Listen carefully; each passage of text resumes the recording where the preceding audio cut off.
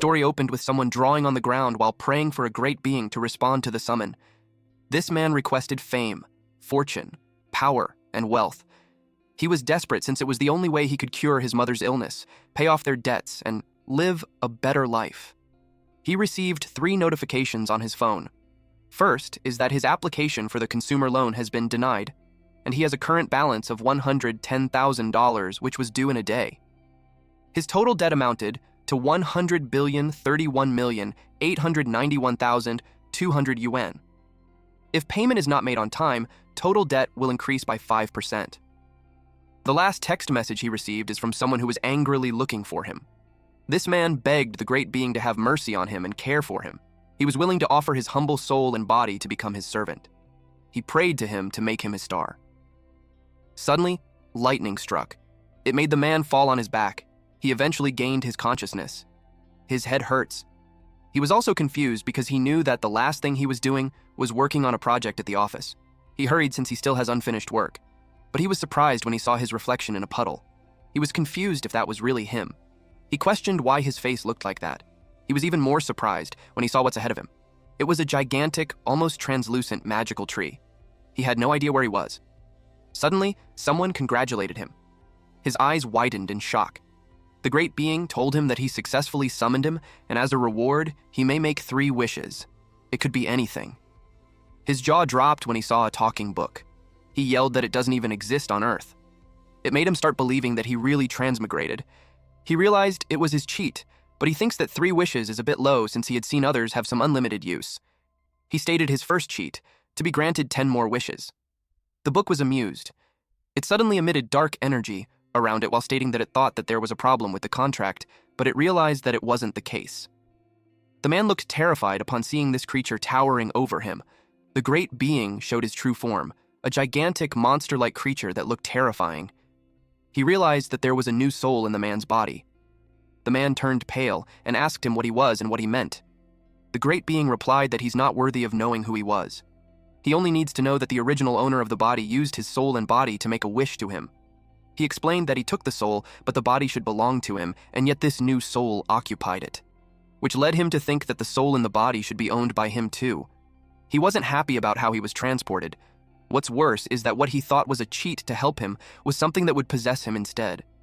He knew he had to run right away.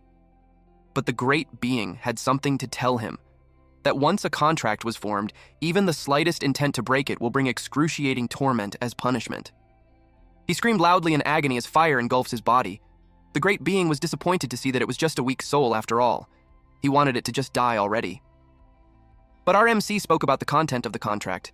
He stated that if the breach of contract is caused by force majeure, then Party B is exempt from liability, and if he can't fulfill the contract because of his interference, it will be the great being's responsibility. Therefore, he knew he couldn't be killed because of breach of contract. The great being was dumbfounded that a mere mortal wanted to talk about rules with him. The man knew that he was a powerful being, and he could have easily taken his life, but he didn't, which led him to think that the man was testing him. He concludes that he was testing him for a suitable candidate. He asked him if he qualifies to sign a new contract with him. It made the great being laugh out loud. He finds the man very interesting. He was the first one who dared to negotiate with him. Since the boy piqued his interest, he offered him the contract. He had decided that if he could grant him 1 wish in exchange, he would give him a new life. And the great being's wish was 999 more wishes. Then he pressured the man by saying that he doesn't have much time to think. The man muttered that he's so shameless or copying his wish. The great being reminded him that he has 1 minute before he loses consciousness and dies. Then he asked him if he had made up his mind. Of course, the man had no other choice. He signed the soul contract wherein it stated that the contractor pledges with their soul that in that life they shall devote loyalty to the contract holder and must fulfill 999 conditions set by the contract holder. The contract holder may grant rewards when conditions are met. This was signed by the contractor, Zhou Chen. Later that night, Chen found his home. His clothes were all tattered like a homeless person, so he hoped that no one saw him like that. He couldn't believe that bastard boss dumped him there like that. He was told earlier that the boss would find him when he needs him, but in the meantime, he can do whatever he wants. He expected to be working like a mule, but he had no choice but to obey the boss. And there was no point complaining now. He decided to take it 1 step at a time. He unlocked the door, and when he looked inside, it was dark. He looked around and saw that no one was home, so it made him think that the family situation was even worse than he thought. To his surprise, there was a blood loan collateral from Zumel all at once. It made him curious about what's going on with that family. Suddenly, someone yelled, "Hey, you brat!" Then he was hit on the head with a pipe. The man asked him where he had been all this time. He was angry that the brat ignored all his calls. The man had 2 lackeys with him. He was furious that the brat complained about being sick of living. The man on his left tried to remind him not to beat the guy to death, while the other one on his left told him that it was fine since the kid's tough as nails. Chen asked them who they are. The man beat him up while asking him if he had already forgotten the loan from last week. Then he asked why the woman hadn't shown up to sell blood to pay his debt. He wondered if she died somewhere. Then he commented that the brat's mom was a moron for willingly risking her life to take out high-interest loans for trash like him. He drilled into him that trash will always be trash. He pointed out how someone born as trash, a talentless trash, kept dreaming about turning things around, and all that debt just got him barely to the lowest profit rank. He stated that the brat and the old hag were not even worthy to carry his shoes. There was a time when he was asked if he wanted to give up being a prophet. He replied to his mother yes, because he doesn't want her to suffer anymore. He shared that he had a nightmare last night that his mom had to do handwork every day until she collapsed from exhaustion and never got up again. He doesn't want her mom to end up like that. He was worried that she would never wake up one day, and that he might not become a prophet, but his mother assured him that it will be okay. She promised him that even if the sky falls, she would hold it up, and advised him that he only needs to believe in himself more. After remembering that, his eyes glowed brightly. The man called his attention and asked why he isn't saying anything. Suddenly, the man's face met the brat's fist. It threw him on the other side of the room. The other man who had his back turned told him to stop because the kid might die if he kept hitting him. But to their surprise, the man flew past them. After receiving that blow, the man broke most of his teeth and lost consciousness. His friends were confused because it was supposed to be the kid in that state. They realized something was wrong. Then they saw the aura of the kid, and they couldn't believe that he broke through to star level. Chen asked them what's wrong with wanting to rise from the bottom. He told them to shut up because they were annoying, especially with their whiny crap. The men were annoyed with his arrogant behavior, despite being just an E-class stage 2. The other man urged him to teach the brat a lesson. They thought about crippling one of the brat's limbs. Chen wondered if the oracle in E-class stage 2 they're talking about was the power inside him. And judging from their behavior, he expects that their level was higher than his. The man charged at him, but he could clearly see all their movements. The man tried to hit him, but left a dent on the floor instead. He wondered where he was. To his surprise, Chen appeared behind him and kicked him down. The other man couldn't believe he could do that when he's just an E-class stage 2. He wondered how he could be that fast and strong. He positioned on Chen's blind spot to break his ribs, but Chen kicked backwards and hit him on the chest. He was surprised that Chen knew about it without even looking at his position. He wondered how Chen became so strong. When Chen approached him, he begged to be spared. He reasoned that they were just following orders from Lin Yu. They were told to come collect the debt. Chen asked about Lin Yu. He instructed the man to tell Yu that he will pay back the debt. Then he wanted him to take others and get lost. The man ushered them out. Chen watched them. He knew that the boss was just watching. The boss was impressed that he could sense his presence with his sharp intuition. Chen replied that he felt a strange power inside him, so he figured that he was getting help from him in secret. The boss replied that he was right. Had he not lent him a bit of power just then, he'd probably be nothing but a meat paste, so he should be grateful. Chen was pleased to have confirmed that the boss was his golden finger. He stated that if he could lend his power all the time, he'd be afraid of no one. The boss told him that he's dreaming. He uttered that his power wasn't something a mere mortal like him can use. He told him that he just got lucky that he didn't exceed the limit. Otherwise, he would have dropped dead before they even touched him. Chen was shocked to find out that working for him doesn't come with any perks. He suggested that if he became stronger, it would be easier to complete his wishes. The boss assured him that according to the contract, he will give him a helpful reward. But he hasn't thought of what it will be yet. Though he clarified that if he's thinking of borrowing his power again, he should forget it, unless he has a death wish. Chen wasn't happy with it, but he agreed to it. Deep inside, the boss was thinking how the kid exceeded his expectations. Not only did he borrow more power than he expected, he controlled it pretty well too. He wondered if he's his fated point. Chen asked him if he had decided on his second wish. The boss was confused, so he elaborated that he mentioned that he wanted him to help fulfill his wishes. The boss replied that he hadn't thought about it yet, but he stated that he had plenty of wishes already, and when the time is right, Chen would understand it. Chen asked him what he's supposed to do now. He replied that he can do whatever he wants. Chen seemed frustrated with his answer, mainly because he knew nothing about the world and there was so much to figure out. He was hoping that he would make a wish and give him some direction, but he could tell that it's not going to happen. He checked the previous owner's phone, which he found on the rooftop. He knew that if he's going to live as that guy from then on, he should learn more about him. He saw that all the messages are all about debts and online purchases for things like supplements. It made him realize that being a prophet cost a lot. He also observed that there's not a single message about his family. Until a single message shook him. It was from his big sister, who informed him that their mother fell into a coma and was hospitalized. She told him to go to Tianlin Hospital. At Tianlin Hospital. He arrived full of worry. He saw a woman sitting by the foot of the bed. He could tell that the atmosphere's a little awkward, but he could understand that anyone would be mad if something important as that would be ignored. He guessed that the woman sitting with her shoulder hunched was his sister, Zhou Yueqing, and the person in the hospital bed was his mom. When he saw her, he couldn't help but think she looked different from his memories. He wondered if it was because of him. He apologized to her sister for being late, then asked her how she was. She asked him what his excuse was this time. She asked if it was a training, a breakthrough, or could it be that he's busy summoning gods and doing things? That made him speechless. She stated that their mom worked hard to pay his debts until the moment she collapsed. It made her angry that he couldn't even come see her once when she gave him everything. She yelled that his whole family gave him everything. She added that just to pay his debts, their mom couldn't even afford the ICU. She pulled through with sheer willpower, and their mom almost died. Her tears fell, and with a resigned body language, she expressed that her and their mom were both tired. She gave him a card with 6 months of living expenses and told him that from then on, she'll take care of mom and it would have nothing to do with him. Then she told him to pay the rest of his debt himself, because it would have nothing to do with them anymore. He was surprised and slightly fearful of what it meant. Then her sister made it clear that she's cutting ties with him. When he went outside the hospital, the boss expressed that he could feel his anxiety. He asked if that woman's words hit him hard. But he pointed out how that woman was practically a stranger to him, and the reality wasn't even his fault. Chen commented that he didn't expect the boss to be the comforting type. Then he told him that he's fine and was just reminded of his past. Back then, he was the same, wanting to say something but not being able to get a word out. The boss told him not to let the mess delay his wish. Chen confirmed with him that if he had proven his value to him, he would help him grow stronger. And as long as he becomes strong enough, he can make up for all of this. The boss promised him that as long as he proves his worth. The boss thought about him being his fated point. He hoped that kid wouldn't bring him down.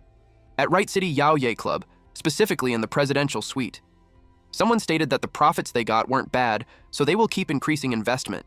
This was from a man wearing shades with a cigar on his mouth and girls on each of his arms. He also added to contact them and speed up the recovery progress because the higher-ups won't last long. His subordinate understood it and had one more thing to report. According to their investigation, someone from Area A's organization had trouble collecting rent and 3 people were injured by a student. The boss remembers that there's still time before debt collection starts over there. He assumed that those bastards were trying to pocket some extra cash. He complained that it's because of that self-serving trash that fewer and fewer people were coming to him for loans. He told his man to handle it according to rules. His subordinate agreed to punish them, but also stated that it was a special case, because among them were level 3 and level 2 apprentice class thieves. According to the report, the one who hurt them was just a student who just broke through apprentice level 2. The boss asked who it was, and he was given a document. It contained Chen's profile. He couldn't believe that a mere level 2 kid beat both level 3 and level 2. Even the weakest level 3 can handle 10 level 2 5s. He knew that the gap in levels can't be bridged by skill alone. He estimated that the kid's true strength might also be level 3. He finds him interesting for trying to hide his strength. He told his men to keep an eye on him since he doesn't want to waste a talent like that. The next day, Chen was jogging around the neighborhood when an old man noticed him. The old man was impressed that he had been up early these days. Chen greeted him back. Then the old man told him that he just got a few batches of A-grade beginner Starlight supplements, only for 400 per bottle. He asked if he wanted some. Chen refused, since he still had some, but he promised him that he would come to him once he ran out. The old man promised him a discount when he did.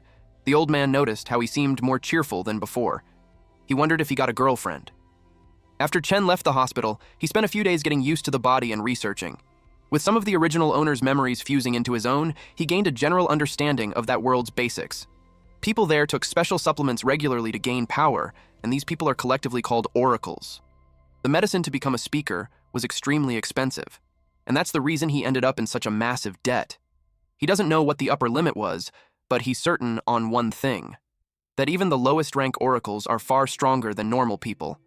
After his workout, he muttered that if just taking medicine can make a person stronger, it was no wonder that people spent a fortune to become oracles.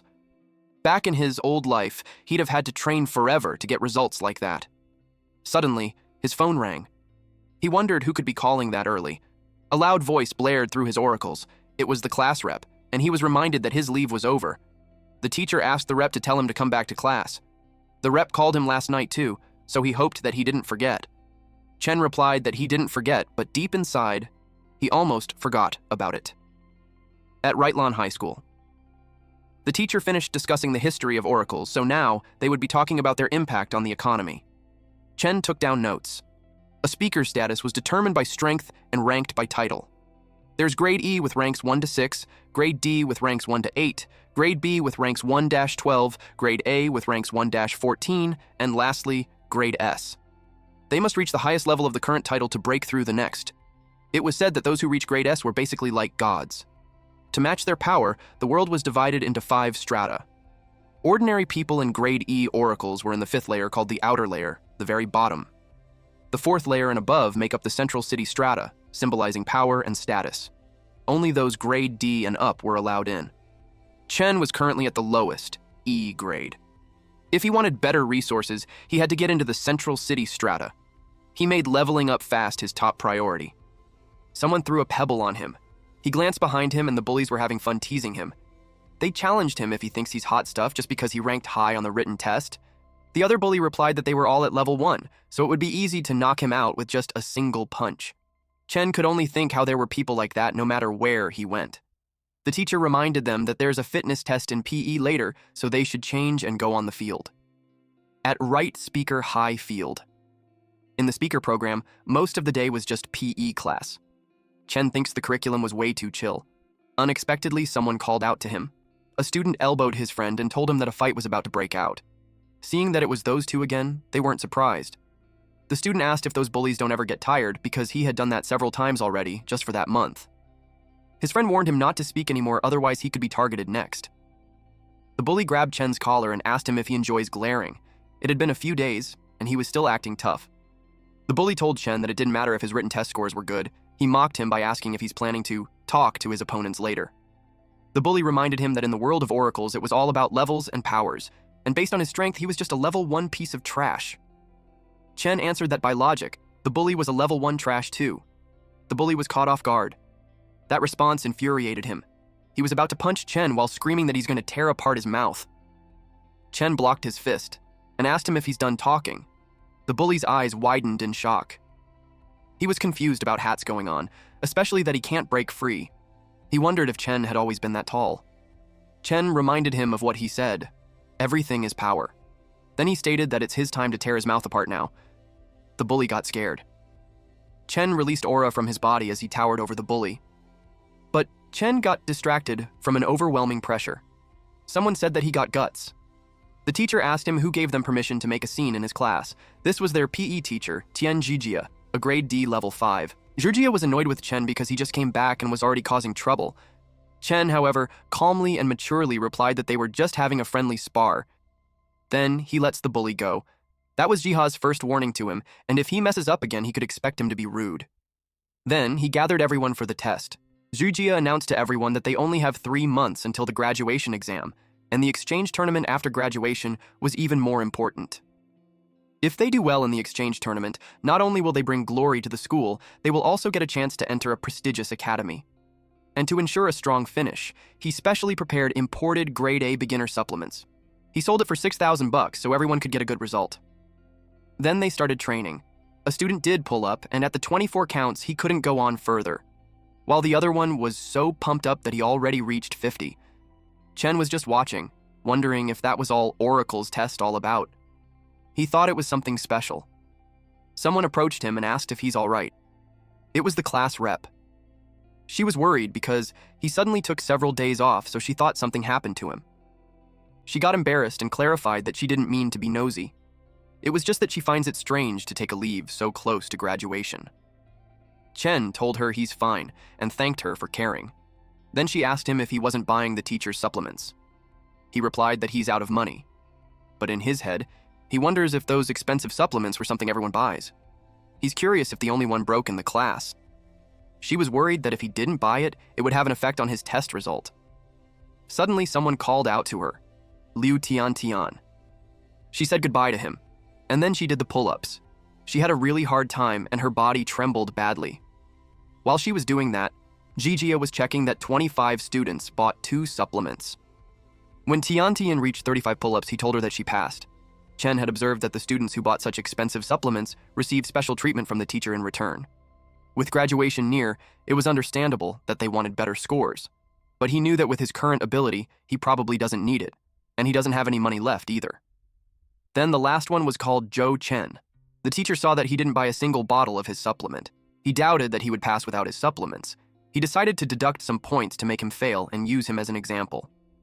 Chen inspected the pull-up bar and wrist guards, and it looked normal. But he was cautious that there might be something different about the Oracle's test. He grabbed the bar, and to his surprise, his body suddenly got heavier, and the more strength he uses, the heavier it gets. He wondered if it was because of the crystal on the wrist. Just as he expected, the Oracle's test wasn't that simple. He could tell that the applied weight has a limit, and with his current strength, it was very easy to adapt. It was a rare opportunity, so he tested his limits. Everyone who saw him was shocked at how strong he was. He just did almost 100 in one go, when he barely managed to do 30 before. His current score would equate to a 2nd rank. One student shared that when he saw the elite class 2nd rank, it was basically like that. Chen was done, so he hopped down. His classmates surrounded him and expressed that he was amazing. They told him that with his scores, he could join the elite class. They inquired when he ranked up to 2nd and what was his supplement. The teacher was also curious on how he suddenly improved so much. He wondered if he used enhancers. But he knew enhancers were too expensive for normal people, and using one there would be too extravagant. He wondered if he really reached 2nd rank in the last few days. He got worried that the students would find out that he ranked up without his help because he would no longer be able to sell them. He was resentful towards him since he would cut off his profits, and he wouldn't allow that. He was determined to teach him a valuable social lesson. Meanwhile, at the principal's office, someone was surprised to learn that the exchange meet had canceled the 2nd rank matches. The principal was on the phone, and he expressed that for a school like theirs, that gets no support and has no resources, producing a 3rd rank was so hard. The person on the other line empathized with him, but also explained that the government urgently needs more Oracle elites. That's why they decided to shift funding to the top-ranked schools. It was a decision from above that there was nothing they could do about. The principal tried to ask if there's another way, but the person already hung up. He slammed the phone back. It was such a headache for him because the elite class's drug supplies and equipment require massive funding, and their school barely has enough resources to maintain a 2nd rank level. In addition, there were only 3 months left before the exchange, so he wondered where they would find a 3rd rank student. He thought about pooling all their resources and gamble on 1 3rd rank, but that means expelling a bunch of average performing students. He looked at the crystal on the shelf and asked loudly from his senior what he should do. He was worried that the right Oracle Academy was going to fall during his term. Suddenly, someone knocked on his door. It was Jijia. He invited him in. Jijia handed the results of the test to him. Jijia even expressed that the performance was excellent, and he believed that the class will produce outstanding oracles. When he saw the results, he questioned in his head why Jijia already called that excellent when it was only 1st rank. Those useless trash can't be sent to the field. Then Jijia mentioned that there's one exemption that he thinks wasn't fit to be an oracle. He asked who. Jijia replied that it was Chen. So Chen was called to the principal's office. The great being asked him what he did for the principal to call him. He replied that he had no idea. Our MC had heard that the principal's personality was strict, so he knew he wasn't called just for a chit-chat. He just hoped that it wasn't that bad. When he touched the door, a small kindle of flame appeared. He was surprised to see it, but it looks like the boss was expecting it. He told Chen that it was the specific condition that triggered the wish that he talked about, which means something he wants was nearby, so Chen better find it. Chen asked why it had to show up now. The boss replied that the wish was triggered, so there's no choice. Unless he wants to get burned, he should do it quietly. The principal asked him why he's just standing there and urged him to come in. He entered and greeted the principal. The principal told him that his physical report wasn't bad. It was actually commendable since it was close to second rank. But as for skipping class, talking back to teachers, beating up his classmates, he could tell that Chen was young and hot-blooded. But that was all irrelevant. He asked Chen if he knew what's most important for an oracle. It was money. So he advised him to give up being an oracle. Chen turned pale. He clarified if the principal was saying that he wants him to drop out. The principal replied that he's right, and he should understand that the cost of being an oracle later would be extremely high, and given his family situation, he suggested that rather than pouring everything into something that might fail, it was better to cut his losses early. The principal knew that based on Chen's physical test results, he could get into the special class, but with the school on the brink of survival, instead of letting a mediocre student into a special class, it was better to focus on resources on nurturing valuable students. So he thought that if they can cultivate even one level 3 student before the exchange competition, there might still be hope. Then he told Chen that if he agrees, they can refund his tuition. He added that he doesn't even have to come tomorrow. He asked what he thought about it. While they were talking, the great being in a book form noticed something. It was the black crystal on the shelf. He told the kid that he found the target, so he should hurry up and get it for him. Chen replied that he's already struggling himself and suggested that he grabs it then. The boss replied that if he could, he would have done it already, but the contract stipulates that it must completely belong to Chen for him to obtain it. Chen was in a troublesome situation. He had to go to the middle city to repay the debt, but going there requires D-level and also an Oracle graduation certificate. And that school was the only Oracle high school in the city. For the graduation certificate and the crystal, he shouldn't be expelled. He took a deep breath to calm himself down. He knew it wasn't a dead end yet. As far as he remembers, since the founding of Light Yuzhui, students have only reached E2 level at most. That means to the school, a student above level 2 is without a doubt extremely valuable. So, if he's already at E2 level, he knew he could level up right away. He remembered that the boss said before that there was a reward that could help with his wish. He told the boss that if he hadn't decided yet, he could choose it himself instead. The boss replied yes. The boss had sensed what he wanted. The reward that he requested was borrowed power. The boss refused him because his body can't handle any more of his power. Chen just got lucky that he didn't explode before. Chen replied that he cannot afford to be expelled there, because if he gets expelled, it would be a long time for another chance to reach the middle city, and the boss's wish might not come true either. He told the boss to trust him. The boss was left speechless. Then he told him that whatever happens, it's not his problem. The contract appeared stating that the contractor grants the contractee the reward, which means the contractee can borrow from the contractor anytime, anywhere, and all consequences were borne by the contractee. Contractee accepted that. Given that he was just standing there, it prompted the principal to ask if he still needed something. He requested that the principal test his score again and then decide whether he gets to stay or leave. The principal accepted it and offered his hand. Through that handshake, the principal evaluated that he's level 2, higher than what the report suggested, but it was still far from enough. Meanwhile, Chen was thinking that he only had one chance, and he's uncertain on how far he could go. So he wanted to get as much power as possible. The aura around his hand brightened. The principal was surprised. The aura became overwhelming. Even the boss didn't expect that the kid's outburst would be much stronger than what he had given him. The principal was taken aback and curious on how his level suddenly soared. In an instant, he became a full level 4. Chen asked him what he thinks now. The principal realized that heaven never seals all paths. He requested Chen to represent their school in the district exchange competition. Chen was dumbfounded. They sat down for a chat. Basically, the principal wanted him to join the district exchange competition level 4 group to show results to the Ministry of Education. The principal explained that competing in the level group was the highest honor for all the Yuzhe high schools. Their school has been ranked at the bottom for years, and if they don't show some results soon, the ministry will cut funding, so they wanted to focus teacher resources on promising students, and that is why they misunderstood him. He hoped that he wasn't upset. Chen replied that he understands. The principal was happy to hear that. And to show their apologies, Chen's tuition fees will be waived. After transferring to the special class, his weekly supply of beginner star energy supplements will increase from 3 to 6. He asked Chen what he thinks of that, and if there's anything else that he needs, the school will try to meet them. He told Chen that as an outstanding student, he will be welcomed anywhere, but he still sincerely hoped he considers representing their school in the exchange competition. And not to exaggerate, but he told him that his decision would determine the survival of the school. Since the principal was offering that much, he realized that it must be important to him. Chen asked what he would do if he wanted the black crystal on the cabinet. The principal explained that it was crafted from a special star crystal the former principal brought back from the Middle City. It doesn't have much use, but it symbolizes the school's spirit. But he knew that if the school was gone, the spirit would mean nothing. So if Chen could save the school, giving it to him was completely justified. Chen assured him that he will do his best in the exchange competition. With that, the deal was settled. However, the principal was curious on how his level rose so much so quickly. He replied that he was training to hide his power. He shared that it was sort of a special training technique, and he was still practicing it, so he hoped that the principal could keep his level a secret. The principal understood.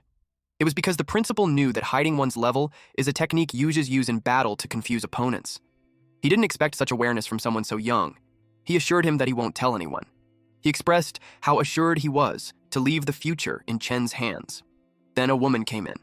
He instructed her to take Chen to the special class at once and handle the supplements as he requested. She ushered Chen and explained that the entire second floor is for the special class. Next thing they would do is to register. Chen thanked the teacher. She was curious about his relationship with the principal because she had never seen him so happy. Chen simply replied that they just got along. Meanwhile, someone was running at full speed towards Chen. The man grabbed Che's arms and told him that he really tried his best to plead with the principal, but in the end, he couldn't change his mind.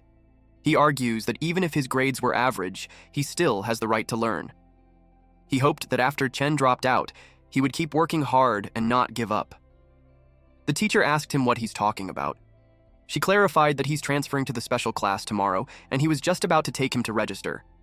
Then she told Jijia that the principal wanted to see him. She also shared that the principal was very angry. He knew he was screwed. Nighttime came. Chen was back in his room. He laid on the bed thinking that he had to go from level 2 to 4 in 3 months, and he had no idea how to do that. Even rich prodigies take tons of money and time to level up just once. A poor guy like him leveling up twice in 3 months seemed impossible. He asked the boss if there was a way he could level up all at once by himself. The boss asked him how there could be. And if he wanted his help again, he had to fulfill his wish first. He told him to blame himself for picking such a reward. Our boy replied that he had no choice because it was the only method he could think of at that time. The boss emphasized that he warned him already that he won't be able to use his power for long before it drains him away. Chen knew that. He's not dumb enough to rely on borrowed power to win the tournament, and he achieved great results. He wasn't expelled, and he can freeload supplements. It was better than where he first started. Then leveling up can come slowly. But his focus for now is the debt due in 5 days. He had to figure out how to make some money. At the school. Chen appeared to be disgusted. He also had no idea what was going on. It looked like an abandoned factory. Then someone approached him. The man waved at him and told him to come there. He noticed that Chen wasn't around during roll call, so he figured that he might have gotten lost. He was in charge of the whole class, and it was difficult to manage everything, so he apologized for the oversight. He introduced himself as Mr. Zhang, the elite class homeroom teacher. Chen expected the teacher of the elite class to be super strict, but he was surprisingly easygoing. He was curious if there were no other teachers in elite classes. He replied yes. They had 3 academic teachers, but he's the only one who handles training. He stated that student numbers were dropping, and students good enough to join the elite class were even fewer, so they haven't hired new instructors. He added that they usually use the innermost area for classes and training, and the outside has been idle for years and just fell apart. Chen realized that the school was in bad shape, so no wonder the principal was anxious. Mr. Zhang assured him of everything by saying that a skinny camel was still bigger than a horse. He had faith that the place wouldn't close down. They entered the training room. Mr. Zhang told him that they were currently having a free training session. He took him to meet the class. Chen now understood why they were called elite class and were leagues above the training yard. It was basically a high-end gym and the students seemed motivated. But he could sense that the atmosphere was a bit tense. Mr. Zhang gathered everyone to introduce their new classmate. He introduced Chen to them, and though he was a bit late, it was fine since the elite class always values strength above all, so he trusts that Chen must have some real skills to get in. He hoped that they all get along and do well in the upcoming exchange competition. One student from the back expressed that he doubted that it was because of skills. He was insinuating that he got through the back door. He added that he could just bring the whole elite class down. Mr. Zhang told this guy named Ma Wenhao to watch his words. He emphasized that Chen entered through proper procedures, so he better stop spreading rumors. Wenhao replied that whether it was a rumor or not, they will find out soon enough. He formally challenged Chen. The crowd was shocked because it has been ages since they had that. Unlike friendly sparring, a formal challenge was fought with full dignity on the line. They say that the loser has to serve the winner without complaint.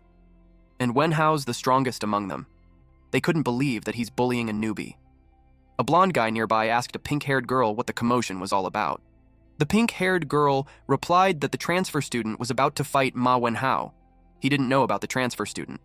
Mr. Zhang replied that a formal challenge does not count unless the other side accepts. But to his surprise, Cheng accepted. He stated that if it was a friendly challenge and not life-threatening, then he'll accept the challenge. In his head, it was a good chance to test how he compares with the others and a perfect preparation for the exchange competition. The principal had heard about it. It was reported to him via phone call that Chen was going to fight someone. It was Mr. Zhang who reported. He explained that Wenhao issued a formal challenge and Chen accepted it. He was in panic, especially when neither of them would back down and the other students were crowding around cheering. It was getting out of hand. They urged Wenhao to show the newbie who's the boss. The principal thought about it, and since Chen was supposed to be practicing hidden-level training, it was a good chance to test his strength. So, he told Zhang to set up the arena as he approves the challenge. Mr. Zhang officiated the match, and since it was Chen's first time in that kind of match, he went over the rules briefly. The rules for a formal challenge are the same as the exchange competition, which means that the arena is for 2 people only and no help from spectators were allowed. Anyone who interferes will be expelled, and both must be of the same level and no cross-level challenges. Wenhao noted that Chen was Rank 2. Mr. Zhang emphasized that it was just a friendly spar, and there shouldn't be any attacks on vulnerable parts of the body, and no killing moves were allowed, or private revenge afterward. A hit on the face or voluntary surrender equals defeat. And they began. Wenhao charges in. His plan was to strike fast and catch him off guard.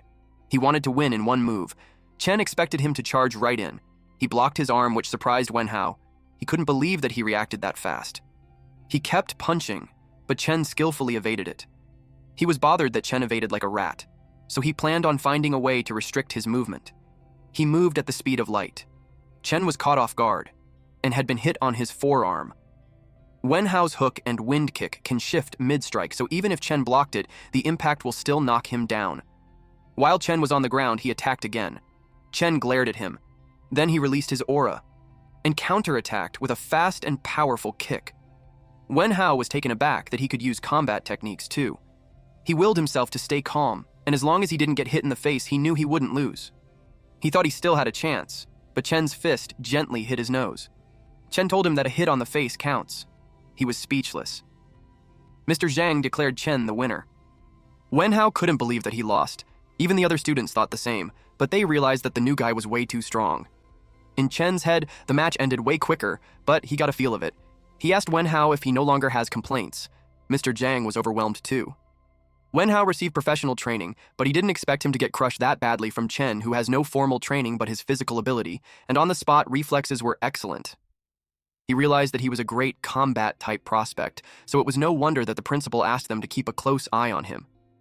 Unexpectedly, the principal showed up. He called Chen for a moment since he had something to say to him. The pink-haired girl asked the blonde guy if he saw that. She couldn't believe that the newbie was pretty strong. The blonde guy stated that someone that strong has to become one of their underlings. The principal asked him how he was being in the elite class. He replied that it was pretty good, and his classmates were a bit too enthusiastic. The principal let out a small laugh and replied that powerful oracles always get more attention, so he'll get used to it. He told him that from then on he should focus on training, and if he needs anything, the school will help however they can. Since Chen could tell that the principal trusts him already, he now thinks it's time to ask about making money. So he asked the principal if students had a way to make money quickly. The principal told him that at his age, he shouldn't worry about that, and he should focus on his training. Instead, then he'll have chances to make big money in the future. And if his family was in trouble, the school would cover some expenses. He replied that he was just casually asking, but deep inside he knew he had to think of something else instead. Back at the training room. He was training lightly while thinking that taking out student loans gets heavily punished there, so he better be careful not to get caught. He kept thinking about how he could make money when someone approached him. It was the blonde guy. He wrapped his shoulder around Chen and told him that the match was awesome, and he even got to talk to the principal directly. It made him question who he truly was. Chen asked him the same question. Someone called the blonde guy Shen Jirui and told him that he was being rude. It was the pink-haired girl. She apologized for his behavior and clarified that he doesn't mean anything bad. She introduced herself as Su Xiaoxia, then she introduced Jirui. She told him that they are technically his seniors, so if he has questions, he could ask them. Jirui concluded that they were a 3-person team now, and as the leader, he will take good care of him. Deep inside, Chen was thinking that they're weird. Jirui asked him where he learned the move that he used earlier. Chen had no idea what he's talking about. The blonde boy was surprised that he didn't know what a combat technique was. What's more surprising is that the move that he used was just based on reflexes. He commented that it was brutal and Wen Hao would go nuts when he found out.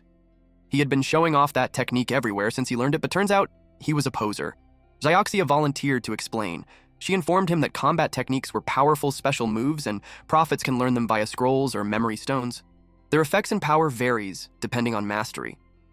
There were many kinds of combat techniques. Strong prophets tailor their technique sets to their combat style. The move Wen Hao used on him during the match was a D-rank technique called Hook Wind Kick. After learning that, Chen wasn't surprised that he couldn't block it. He thought that if he has combat techniques too, he might have a better shot at the inter-class exchange match. He asked if combat techniques were rare. Jiaru replied it was pretty much like that.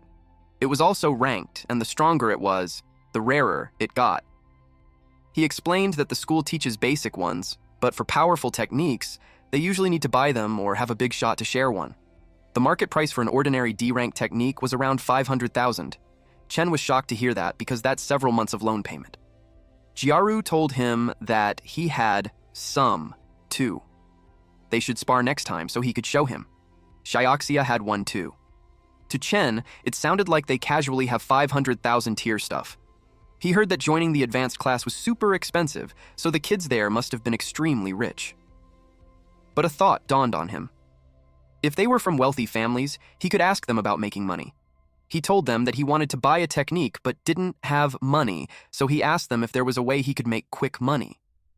Jiaru suggested robbing banks. He replied that, except for that. Talking about fast, high earning, and no rules, only Blackwater Zone Miracle Land comes to Jaru's mind. Xiaoxia bonked him and told him to stop misleading the guy, and if the teachers heard him, he'll be scolded. But Chen was intrigued. Jirui took back what he said because he heard all sorts of stuff happens there, and the school strictly forbids students from going. If he gets caught, he will be automatically expelled. He asked him how short he was for the technique. Chen replied that it's about 300,000. They were surprised to know that it was that much. They checked their bank accounts and they didn't have that much. Chen thought about it, and desperate times called for desperate measures, so he decided to check it out after school, at Blackwater Road. He checked his phone. The navigation says it was right there, but it was an empty street with eerie vibes. Though it wasn't far from his home. He changed out of his school uniform before leaving so no one would recognize him. He asked the boss what he thought of the place. There was no response, so he assumed that the boss wasn't there. He didn't bother much, and since the outer zone oracles aren't very high level, he knew he'd be fine alone. He's at tier 4 power, and even if something happens, he could escape. But he couldn't help but notice how the place looked abandoned ages ago. It made him doubt if there really was a miracle land. Then he noticed some footsteps, which means that someone has been walking around there recently. Then he saw the secret passage. He walked towards it. Unbeknownst to him, some man saw him head there. And they have murder gazes. His eyes widened when he stepped inside. It was a bright, bustling place. The streets were filthy. There were illegal trades happening. No wonder everyone avoids talking about that place. It was practically lawless. If there's profit, anything goes. But it also made him think that there's a way to make money before the due date. But before that... He looked behind him and asked how long they were going to follow him. Those men came out and commended his sharp instincts. They planned to knock him out and take him away, but since he noticed, they'll just have to rough him up a bit. Chen asked why. They thought he was pretending, but the man stated that he saw plenty of rich kids in disguise going there for the thrill, and if they kidnap him for ransom, they will be rich. That was so lame, and it showed in Chen's expression. The man placed an arm over his shoulder and slapped his cheek. He was happy that Chen froze from terror. He told him to cooperate, pay the ransom, and he'll consider letting him live. Chen told the guy that he was rude. Then in one smack at the back of the head, the man fell face down on the ground. Everyone was surprised that he got knocked out. The other two men took out their knives to teach him a lesson. They charged at him. 2 crate boxes came flying and hit them on the back of their heads. Chen was confused. Then someone appeared in front of him. His hand was grabbed. The woman under the hoodie told him to come with her. Then she dragged him away. They arrived at a certain place where she thought they would be safe. Chen thanked her for saving him, but deep inside, he actually has questions for those two. The woman knew him and asked why he's there. The woman forgot she had to stay undercover. Chen asked her if they knew each other. But to her surprise, he doesn't remember her, so she told him no. She just stated that she saw his name. It was on his collar. He was surprised to learn that it was there, but at the same time, he was also relieved that she didn't know him. She thanked him for telling him. She was thinking how she blew her cover and was glad that she played it off. She reminded him not to expose his info so casually in the Blackwater district because it's dangerous. She offered to guide him out, but he refused because he had urgent business. He knew that if she finds out that he's a student, he's doomed. The woman was certain that he's still Chen, even after all those years. She wondered if he really forgot about her or if he was faking it. She knew he was a student, so it made her curious about what he's doing there. And the way he moved earlier, it made her wonder if he had become a thief too. Moments later, Chen bought a face mask for $10. He believed that it would keep him safe. He already walked around, and yet he had no clue how to make money. Someone approached him because he doesn't look like a local. He asked him who he was. The man introduced himself as a tour guide and boasted that he knew everything about the place, so he could ask him anything. So Chen asked if there was a palace nearby where he could get quick money. The man ushered him to the location. He was pretty happy too, because he had secured a head fee. They entered a dimmed building, and inside was an arena. The fighter punched the opponent, and the crowd went wild. Chen realized that it was an underground fight arena.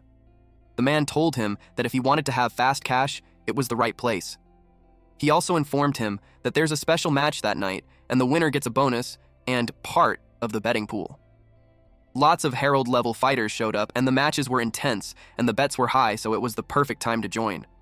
Chen saw the guy in the ring, and he looked scary, but he's only at level 1. With the high winning prize, he thought about it. The man asked him if he wanted to play. If so, he could get him chips. Chen replied that he wanted the whole prize, so the man was left dumbfounded. The woman followed him inside the arena. The crowd couldn't believe that the kid was strong. She saw the arena, and was puzzled why he's there. His opponent told him not to get cocky just because he won 2 matches. This opponent boasted that he's the tournament's seeded player and his name was Yarif. He kept yapping, so Chen just punched him away, and in just 1 punch, the guy was knocked down. The crowd expressed that it gets boring since it only took those men a single punch to be defeated. Chen was aiming for that quick and clean victory, though. The next one looked smug, but before he could finish his sentence, he was out. The next one wanted to surrender, but Chen just sent him flying. The man in white suit behind the screen turned pale. They let him enter the match because he looked weak, but he didn't expect that outcome. A subordinate reported to this boss that the fighters they were going to sign all ran away, and the customers thought that they're rigging it and wanted refunds. If that keeps up, the arena will be in jeopardy. So no matter what, they couldn't let the kid walk off with the prize. He told his subordinate to bring out that guy. Chen tightened his fist and delivered the blow to the last challenger. Then he told the referee that he's going to claim the prize. The host insinuated that the crowd wants to see more. So, the management decided to give everyone what they truly wanted: a thrilling final match. Chen realized that they never intended to give him the money fairly. The final fighter was welcomed. Chen was surprised to see him. The man was restrained, and he was introduced as a mutant called Niflin. They brought out the monster that was restrained in a metallic plate, and they removed the restraints that kept it upright. The monster was laying flat on the ground, and they closed the arena again. Chen was confused on what's going on. There was something attached to the nape of the monster, and it released some air, and the capsule at the center of it was removed.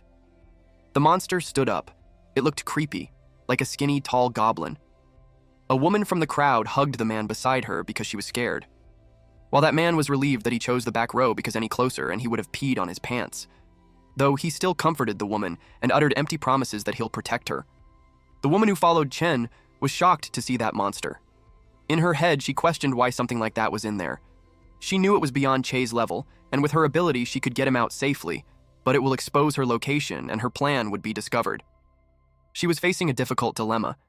Chen was annoyed that the boss wasn't around for times like that. He could tell that the opponent was different from his previous opponents. In the first place, it doesn't look human, and being watched by it feels like a prey under a hunter's gaze, and just standing there was nerve-wracking. His instinct screamed that it was extremely dangerous.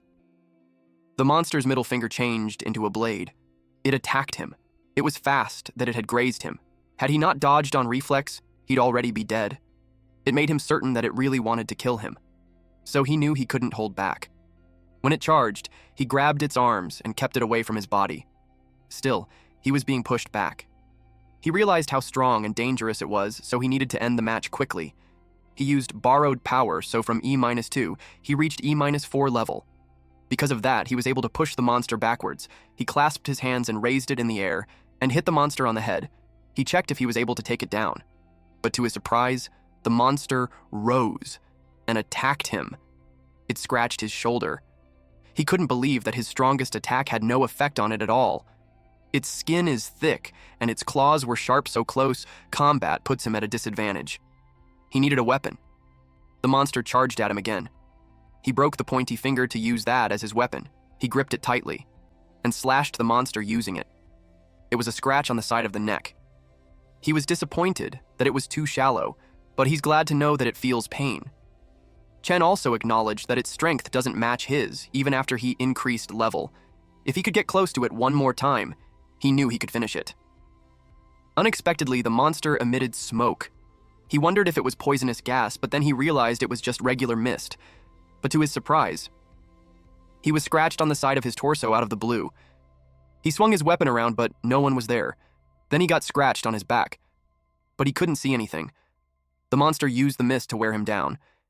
He knew it was scared that he'd find its weakness, so it's not making any big moves. And even if he survives the attack once, if the leverage time was up, he's still done for. That is why he couldn't let the match drag any longer. Our MC was determined to locate it. He willed himself to stay calm and focus on his senses. His eyes glowed brightly as he focused. He could see a faint green mist. That kept moving. Eventually, he found his target. And when it attacked him, he grabbed it. The monster was surprised. Chen cut off its arm. The monster bled a lot. He found his chance, so he stabbed it. But unexpectedly, his heart pulsed, and it gave him excruciating pain. He wondered if it was because he reached his limit. The monster saw the chance to swat away his weapon. Then it released its long tongue and hit him on the torso. Chen refused to give up, so he used the borrowed power again. He grabbed the tongue that had stuck on his torso and pulled the monster towards him. Then he opened his mouth using both hands. He spread it real wide. He gave all his force. The monster was in pain, until Chen broke the monster in half completely. The boss of the arena asked about the situation, but his subordinate couldn't see anything from the screen. Eventually, the fog cleared.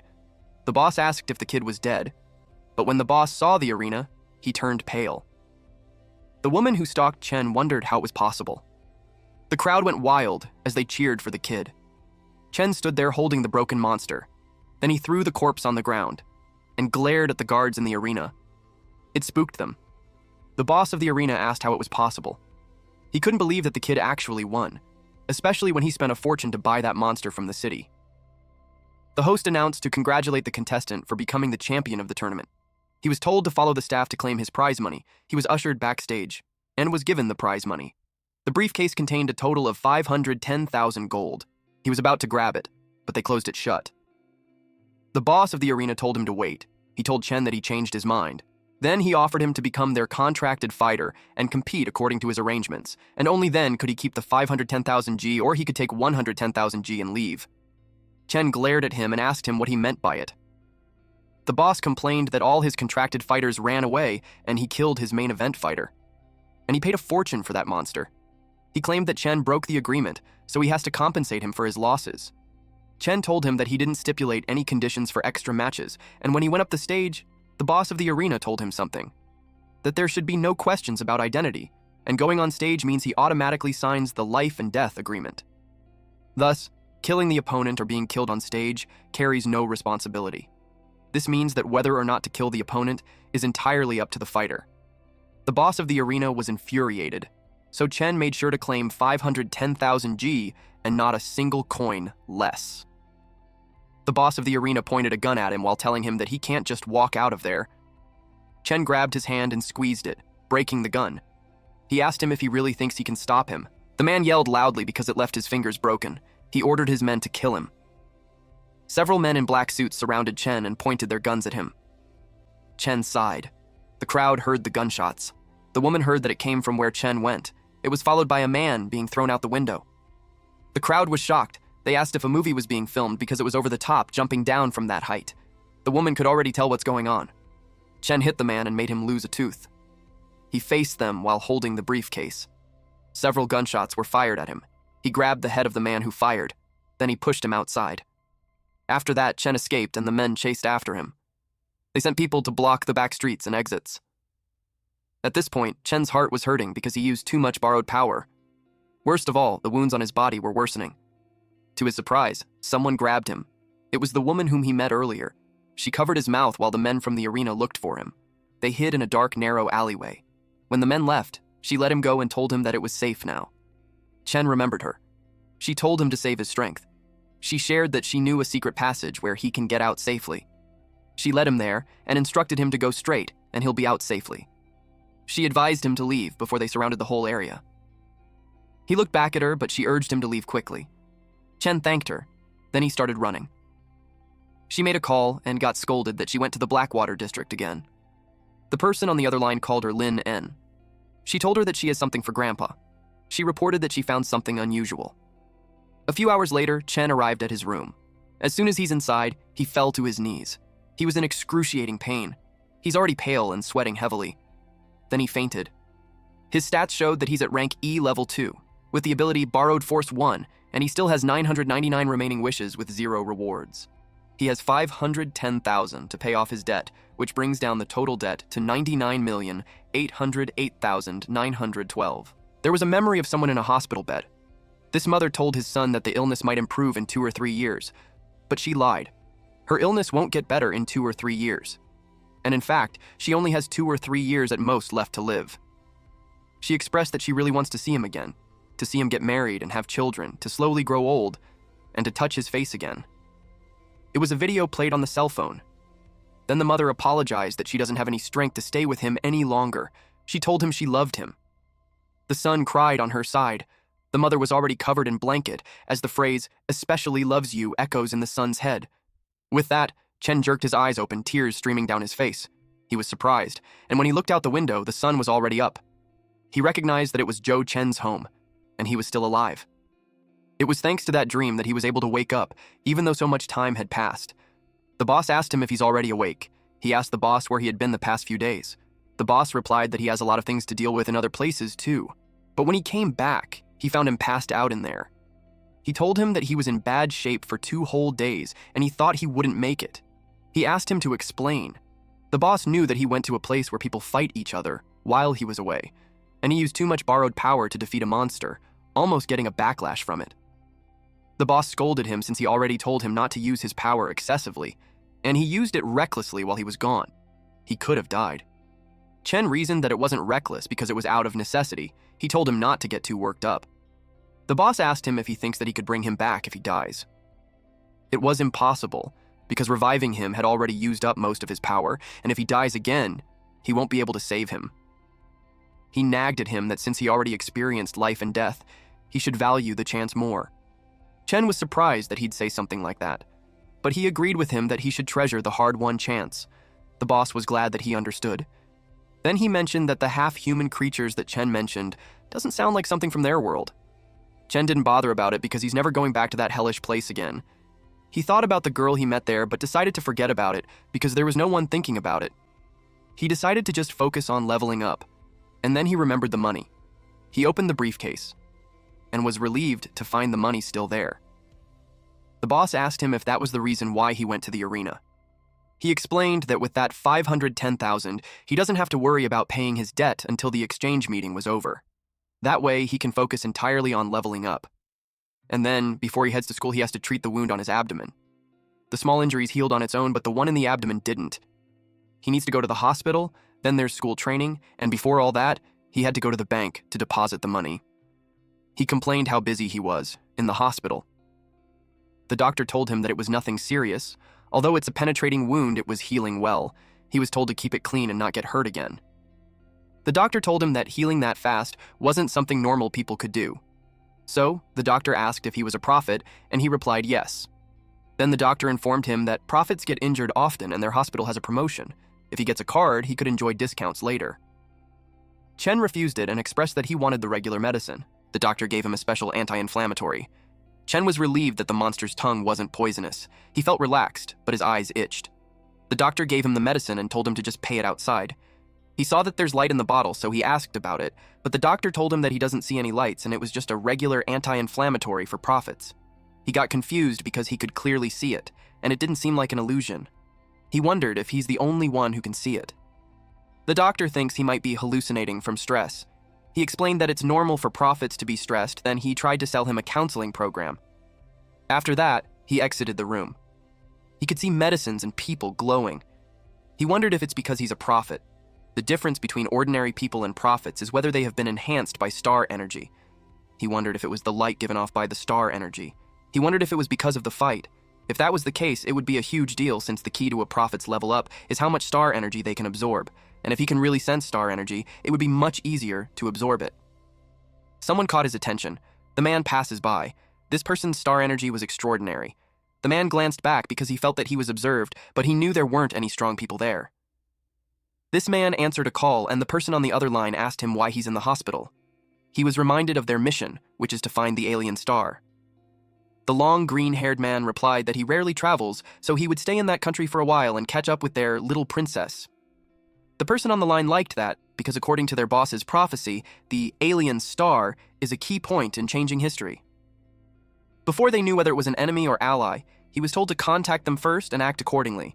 The man commented that his boss worries too much. He stated that if the alien star was really an enemy, he'd personally destroy it. This person was Amir, an A-rank thief, at the academy. The principal talked to Chen because just a few days after entering the special class, he didn't answer calls, didn't reply to any messages, and skipped classes. In Chen's head, he just got back and yet he's already caught. The principal was well informed. He apologized and explained that something urgent came up at home, so he wasn't able to inform the school in time. He expressed that he was willing to accept any punishment. The principal clarified that it wasn't what he meant. He just wanted to ask if nothing bad happened to him. Chen replied that there was nothing like that. He asked if he's worried that he'd back out of the exchange match. The principal firmly replied no because he trusted him regarding that. He's more concerned that Chen was hiding some kind of hardship that he doesn't dare to speak of. He told him that since he's a good prophet, even if he hadn't agreed to the match, the school would still do its best to support him. He told him that the purpose of the academy is to nurture excellent prophets, and that will never change. Chen nodded and assured him that he's fine. He promised to give his all in the exchange match and win honor for the school. Since that was all, the principal told him to return to class. He also informed him that his friend was so worried about him that they even came to his office. Chen was confused, though. At class. Jaru placed his arm around Chen's shoulder and asked him where he went. Xiaoxia added that even the teachers don't know what happened. They were all worried about him. He replied that things were busy at home. Jaru brought up the topic about combat techniques he mentioned before. He gave him a card while telling him that he and Xiaoxia scraped together 300,000 for him to use first, then he can just pay them back once he has the money later. Chen was surprised. He just casually mentioned it, but he didn't expect them to take it seriously. He told them that he found the technique wasn't worth it, so he decided not to buy it. He thanked them anyway. Jaru told him that he'd find something better. Unexpectedly, someone called out to Chen. Wenhao was blushing when he approached him. He admitted that he overheard them say that he was short on money, so he gave him his card, which has 50,000 savings. He hoped that he didn't mind that it wasn't much. Then, about him losing the match, he told Chen that if there's something he wants him to do, he could just say it. Chen told him that there's no need to act like a servant or anything. Xiaoxia scolded him for butting in their team's business. She asked if he's scheming something. He replied that there's nothing like that. He just wanted to apologize to Chen before since he thought he got into the special class through connections, and afterward Mr. Zhang explained his situation. With that, he admits his loss wholeheartedly. He stated that Chen made him realize the gap between them, so he wanted to be friends. Xiaoxia whispered in Chen's ear that he was the first to defeat Wenhao. She asked if they should let him join. He replied that he doesn't mind. Xiaoxia told Wenhao that if he's willing to be the fourth member, then they will accept him. He replied that ranking doesn't matter to him. Jaru stated that to celebrate their new teammate, Wen Hao should pour him a glass of water. Wen Hao replied that if there's anyone who gets water, it should be Chen, since Jiaru lost to him anyways. Jiaru couldn't believe that he just joined, and yet he's already acting like a boss. Chen watched them while thinking that they're all such good teammates. He felt lucky to still be alive otherwise. He would have never met them. At the treadmill machine, Chen trained hard. In his head, the leveling system was simple.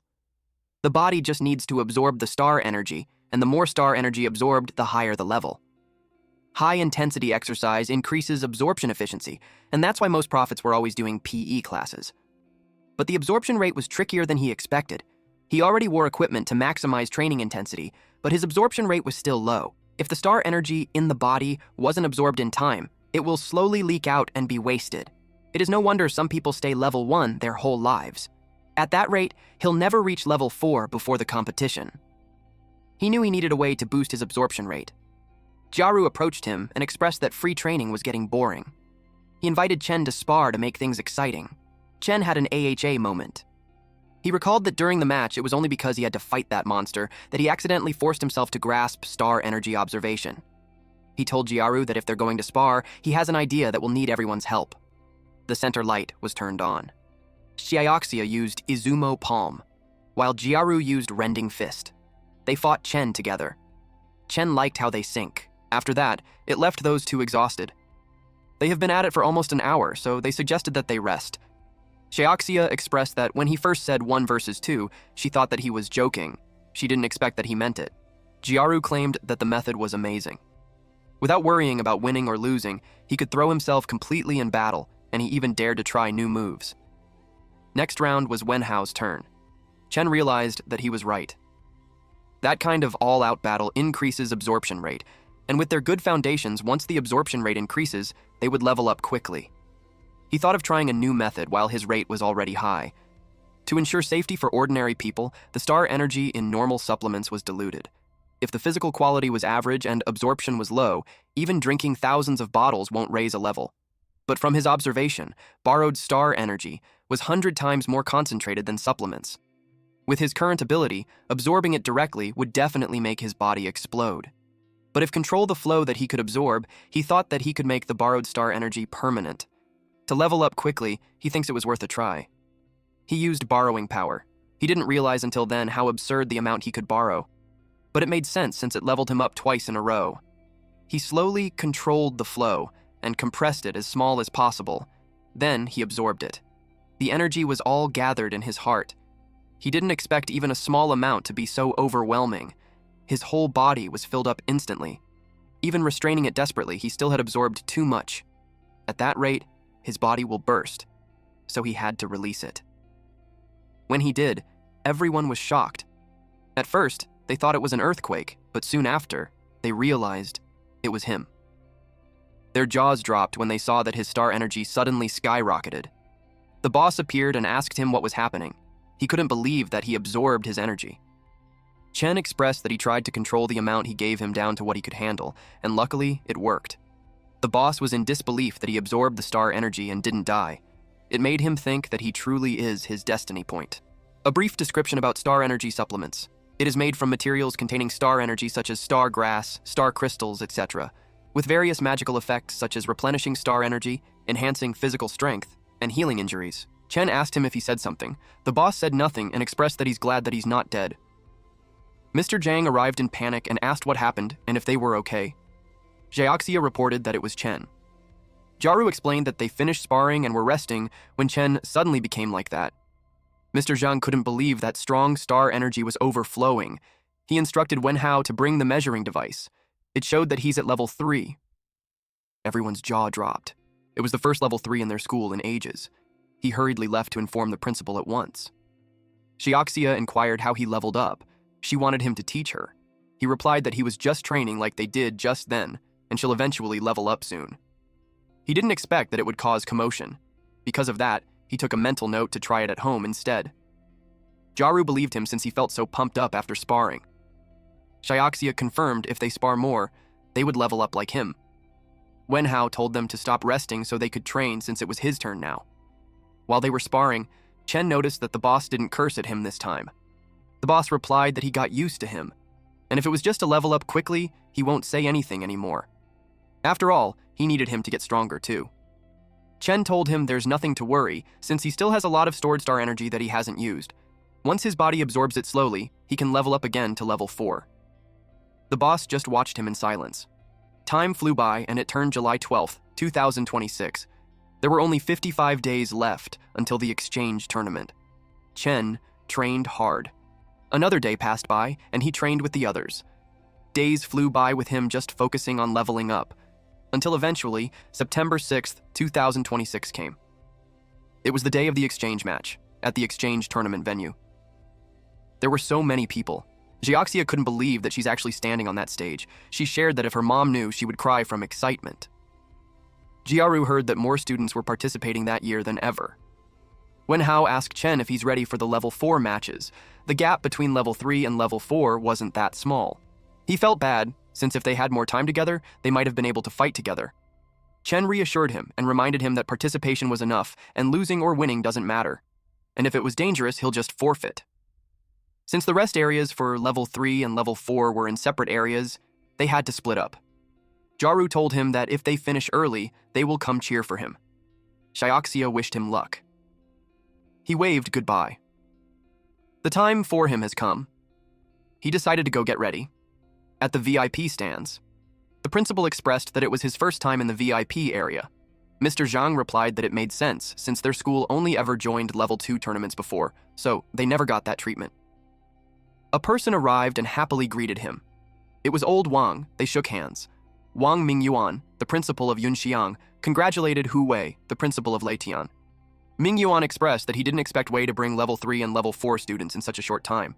He replied that it's all thanks to his students' hard work. He just did his best to meet their needs. He also thanked him for notifying him about the changes.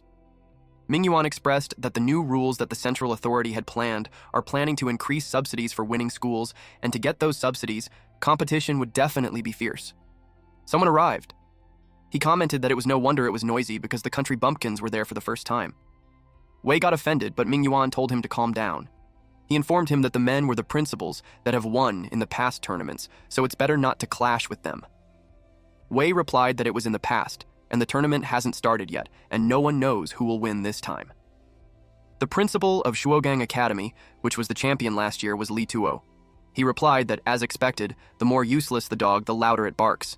He told them to enjoy their time, and if they don't remember the scene well, it would be too bad because they won't get another chance. We scoffed in response. Mr. Zhang whispered to him that it was their first time at such a high-level tournament, and he's worried if the kids would be okay. Wei asked him what he thought of the students. Mr. Zhang replied that they were amazing, especially Chen. Since his talents weren't worse than those drugged-up prodigies from elite schools. Wei agreed, and replied that the only thing they needed to do was to believe in them. A black-haired woman with eyeglasses was on the stands holding a card saying, Lei Tenwo. It was her first time in a place like that, so she was nervous. It made her wonder if Chen was okay. When she first heard Chen was competing, she couldn't believe it. A week ago. Ever since Chen transferred to the special class, she hasn't seen him for a long time. She doesn't know how he's been. But now he's the school's superstar. He even represents the school in a level 4 tournament. She expected that he wouldn't even bother talking to someone like her from an ordinary class. She tripped. Fortunately, someone caught her. Chen asked her if she was okay. She was surprised to see him. She thanked him for helping her and asked why he's there. He replied that he saw her pass, so he just came to say hi. She expressed that she thought after he joined the special class, he didn't want to be friends with her anymore. That was nonsense, since to him, friends are friends that don't change because of status. It made her smile. She was glad because, just as she expected, he's still the same. She had faith that he'll do well in the match. At the present moment, the contestants were called on stage. Chen wore black shirt, pants, wristbands, and shoes. He looked cold and sophisticated. The class rep looked forward to seeing him. Chen's current stats is at E-Class Level 4 with Borrowed Power 1 ability. He has 999 wishes and 0 rewards. Currently, he has no debt due, but the total of his remaining debt was at 99,808,912. The host greeted the honored guests, beloved teachers, and dear students. There were 2 hosts. The male host welcomed everyone to the Outer District Regional Exchange Tournament.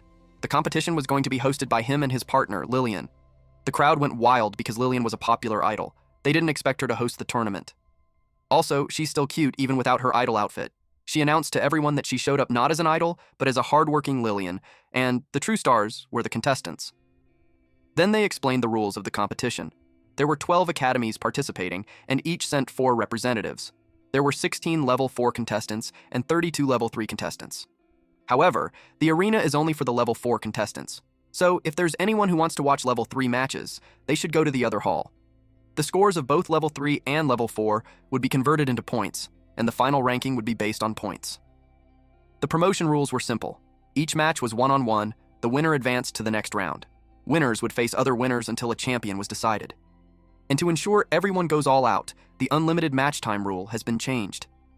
Now, each match is limited to half an hour, ending when one side loses the ability to fight or admits defeat. They hoped all contestants would show their true strength. Although that year's rules were more intense than before, they had nothing to worry about. Lillian revealed a special person. It was Bai Yue, an S-Rank oracle. Most of the audience only saw him on TV, so they couldn't believe they're seeing him in person. Yue lifted one finger, and the ground shook. It demonstrated how impressive he was. The ground was elevated. It was the special arena that he prepared. It also has barriers set by him, so the spectators don't need to worry about being harmed by shockwaves. And after each match, the master would repair the stage. Contestants could go all out and fight without holding back. Lastly, the gemstones they held must be worn during the matches. It wasn't just proof of participation, but it also protects them at a critical moment. The contestants were amazed and overwhelmed that with just a flick of his wrist, he had reshaped the battlefield already. They had understood how overwhelming it was after seeing it in person. Chen internally agreed to that. He heard that S-Rank power was like that of a god. He didn't expect it to be that exaggerated. But he saw the boss without care at all, so it killed the tension for him. The match results would be notified through each contestant's gemstone. And without further ado, the match began. The first round, match 1, was scored 16-8.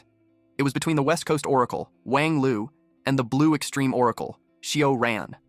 The opening fight was already fierce. Ran ends the battle with a dazzling cannon-like attack. It ended after 17 minutes. Then they moved on to the second match. Wei and Ming Yuan watched through a glass window. Wei couldn't believe that the S-Rank master was invited to assist.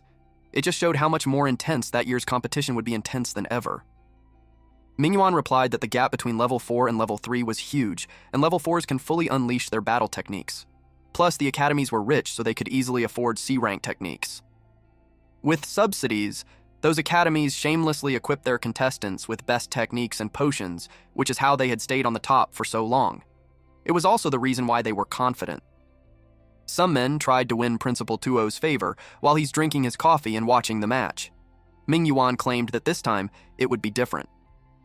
The host announced the fight match, which was between Yunhu Oracle Lan Qin and West Coast Oracle Liza. It was another exciting duel that they anticipated. Qin dodges with ghostly footwork, avoiding the fierce attacks as if toying with her opponent. But dodging alone won't hurt the opponent, so they were curious how she would claim her victory. She announced that the warm-up was over. She restricted her opponent's limbs. They were surprised to learn that she mastered an ability-type technique. Her opponent panicked when he couldn't break free. They determined that from his reaction, the ability was dangerous. Using a technique to bind the opponent and then finish him off was her flawless strategy. The match ended in just 5 minutes. It thrilled the crowd to see magic. They knew that controlling the enemy and beating him up at will was unbeatable. She stood a chance at the championship. Hu Wei was also surprised. Ability type was a rare power usually by awakened D-rank oracles or higher. Ming Yun knew exactly that. He revealed that Qin was one of the rare few who awakened early. Her talent was 1 in a million. Wu Yu, the Chongshan principal and last year's runner-up, commented that it wasn't such a big deal. Ming Yun asked him why he tried to poach her when he looked down on her so much. He learned it from Qin. She even said that he's greasy. It embarrassed Yu. Tuo told Yu to stop and assured him that it was just an early awakening. Then the host announced the match between Lian Guang's oracle, Wang Zhuo.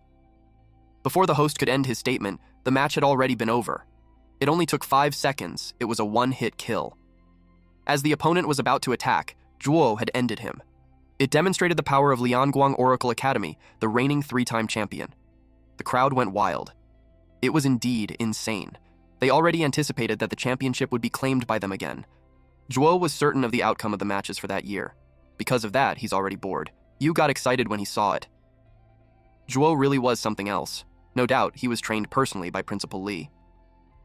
Tuo commented that the more arrogant the dog, the louder it barks. Mingyun responded that he should just wait, and they'd show him. Meanwhile, Wei was silent because he knew that the battle was completely out of their league. He acknowledged that with their academy's oracle level, just qualifying was already a win. If Chen could even win one match or at least put on a good show, then it would be a huge gain. In the 7th match, the Shyman Oracle's contestant came out victorious after 20 minutes. After that, they had a short break before the last match of the 3rd round began. Cho didn't expect to be in the final match. It made him intrigued on what kind of opponent he'd face. The boss didn't care about those details. It suggested that he borrows the power and finishes it quickly. Chen explained that students at that stage usually only reach level 4, so borrowing up to level 5 would be too eye-catching. If he's investigated, it would be a problem. Someone was in the hallway and told him that he had bad luck for reaching the final match. It was Chen. She told him that Chen was up against Chongshan Oracle's Lei Che. He's one of the top contenders for the championship of that year. His signature technique, Thunderburst Kick, was so strong, even D-rank fighters can't withstand it. Chen replied that using such a powerful technique in such a lower-level tournament seemed dangerous. She explained that the gemstone he received before the match could block one fatal blow, but his body won't come out unscathed. It showed how cruel the funding battles between academies are. He thanked her for the warning and inquired why she's helping him. She replied that their principals were friends, so she became sort of his ally. The goal was the same, to take the first place from those arrogant elites. She hoped that he would at least play the role of ally and help her out one bit, but since his opponent is Lei Che, she could just wish that he'd wear down his stamina. She wished him good luck and elfed. It made him wary if Che was really that dangerous. The last match of the final round began. Everyone had been getting impatient. Chen stepped out. The crowd went wild. They didn't expect him to be in the last match, so the crowd was thrilled. Chen was caught off guard with the warm welcome that he received. Then Lei Che was introduced. Chen realized that people weren't talking about him. Che came out in a flashy way. A superhero entrance for someone who doesn't have plot armor, huh? And the crowd went wild. He was so confident. Chen had a serious expression on his face when he turned towards him. It was unexpected that the final spotlight battle would go to Chongshan Oracle's contestant, Lei Che. He became an oracle at age 12, and in just 4 years he reached level 4. Not to mention he once earned a national certification and a guild invitation. Calling him a new era genius wouldn't be an exaggeration. The crowd cheered for him. His female fans went wild too. Tiantian noticed his fans club while no one's cheering for Chen. The woman behind her replied that it was natural. She stated that Che was handsome and strong, so having no fans would be abnormal. On the other hand, the other guy looked ill-tempered and pretentious, so no one would cheer for him. Tiantian got angry and corrected the woman that Chen had a fan, that she was a fan of his. She claimed that he was gentle and strong, unlike that flashy Che who had a bad personality, just like his face. The woman got offended. Tiantian reasoned that she started when she judged Chen by his looks. Those two clashed, and they competed cheering for their candidates. Tiantian's classmates were surprised by her actions. It was their first time seeing her so fired up, so they got intrigued on what's going on. The host acknowledged the unending cheers. It just implied that everyone was excited to see what kind of performance the genius youth would show. They were curious if he could shake up Lianguang Oracle, the academy that dominated first place for years. Then the host announced the start of the match. Lillian stopped him because he forgot to introduce the other contestant. He realized his mistake and admitted that he got caught up with the crowd's excitement and forgot. He was slightly embarrassed. He apologized and proceeded with a proper introduction. He announced the opponent of Lei Che, Zhou Chen of Leitan Oracle. The host had nothing to say about past achievements since there was none, also no signature techniques. Given their record, he could tell that it was his first time competing. Chen wished they had at least bought a technique beforehand. The crowd started talking. It made sense why they don't recognize him. It was because it's their debut. They assumed that a school like that probably spent all their resources just raising one level 4. Now, it was no wonder why he doesn't have a battle technique. They already think it was such a waste of such a prime spotlight match. They had lost hope to see Che's ultimate move. Meanwhile, the woman behind Tiantian laughed at her after learning that their school was competing for the first time. Wu Yu didn't expect that Wei's debut would be against them. He felt bad for him. Wei's head started to ache. Mingyun told him to ignore the guy. He told him that every school has its first time. Che spoke to Chen saying that he had bad luck for facing him in their debut. He added that Chen should understand that being a genius means carrying a lot of expectations, and even if he wanted to sympathize with him, he couldn't give up on victory. Chen replied, "There's no need for that, and they could just fight normally." Che moved at lightning speed. He approached Chen to tell him that he would start with just 10% of his power as a warm-up. In that way, Chen's first fight would look like a decent back and forth, even if he lost. He advised him to make good use of the chance. Chen didn't care much, since he already told him to fight normally. The host announced that Che instantly closed in on Chen, then retreated just as fast. The host was fired up. He declared the match to begin. As soon as he did, Che attacked at lightning speed. This guy appeared in front of our MC faster than the blink of an eye. But Chen saw the incoming punch, and the following attacks. He didn't take a step away from his spot. Our boy's opponent was definitely toying with him. It surprised the hosts. They wondered if it was some kind of special technique. They could see Che split into two, or even more, and it looked like Chen was taking the attack all at once. The after images could have been caused by the sheer speed. Right from the start, Che showed such terrifying skill, which made the championship battle thrilling to watch. Chin watched and commented that Che was going to be troublesome. Zhuo was just silent. Yu had this smug expression, because he knew that Che's strength was far greater than that. Finding such a prodigy cost him a lot. He already expected the opponent to be no match. Che asked Chen why he wasn't moving. He mocked him for not being able to keep up with 10% of his speed. He added that it made sense because only Zhuo was worthy to be his opponent. He concluded that Chen had reached the end. In his last attack, it was time to say goodbye. Chen asked him if he wouldn't dodge anymore. Che was caught off guard and got punched in the face. Chen didn't even take a step from his position. The host's jaws dropped because of the shock. Chen and Zhuo were surprised too. Even Tiantian and the woman behind her, Che even lost a tooth from the punch. They couldn't believe that in an instant, Chen threw a punch and easily nullified Che's attack. With Che's speed, dodging should have been easy. They wondered if it was carelessness, or he simply failed to evade. The crowd got mad at Chen for hitting Che on the face. They claimed that he cheated. But to Chen, Che wasn't attacking, so he decided to attack first. It made him wonder if there's a hidden match rule there. Ming Yun, excitedly, claimed that it was a solid move. He commented that Wei's student was hiding some serious skill. Yu yelled that it was impossible because at level 4, no one was faster than Che, and a small school like that would never train someone like that. He accused him of hiring a ringer. Wei replied that if it were a rigger, the higher-ups in charge of screening would have caught it. He suggested that Yu was implying that he was smarter than them. Tuo pointed out that the shouting was setting a bad example. Suddenly, the host announced that the match wasn't over yet. The host was about to announce the winner when someone stopped him. It was Che. He was back on his feet, so the match continued. He realized he underestimated him, so from then on, he decided not to hold back anymore. He could no longer suppress his thunder power any longer. He let out a thunderous light throughout the arena. It was such intense star energy. Chen was shocked at how fast he became, his brows furrowed. They noticed how Che used the arena's barrier to keep increasing his speed. They expected him to use a certain move. Che's signature battle technique. He became confident in his technique. He unleashed the thunderous explosive charge kick, but before he could land it, he was punched in the face and was thrown to the opposite side of the arena. Chen advised him that he should have attacked earlier before he had gotten to his speed. So once again, Che was sent flying. His star turned red, which means he's completely lost the ability to fight. The host declared Chen as the winner. Deep inside, he almost couldn't hold back his strength, but with the Starstone protection, he thinks Che would be fine. The crowd talked to each other on how he did that. It was so fast that they couldn't even see clearly. In the quarterfinals, the first match was between Li Yue and Zhao Qing, in which Yue of Radiant Light Division emerged victorious. The second match was Lan Qin versus Sun Ming. The third match was between Wang Zhou and Xiao Hao, and the last match was Xiaoran versus Zhou Chen. In the quarterfinals match 2, Lan Qin easily won, the same for Zhou in match 3. It was another one-strike victory. The opponent was from the same academy, so he held back. The crowd moved on from him and got excited for Chen's match. Zhou heard them and glared at them with killing intent. They got spooked. In quarterfinal match 4, it was Zhou Chen versus Xiao Ran.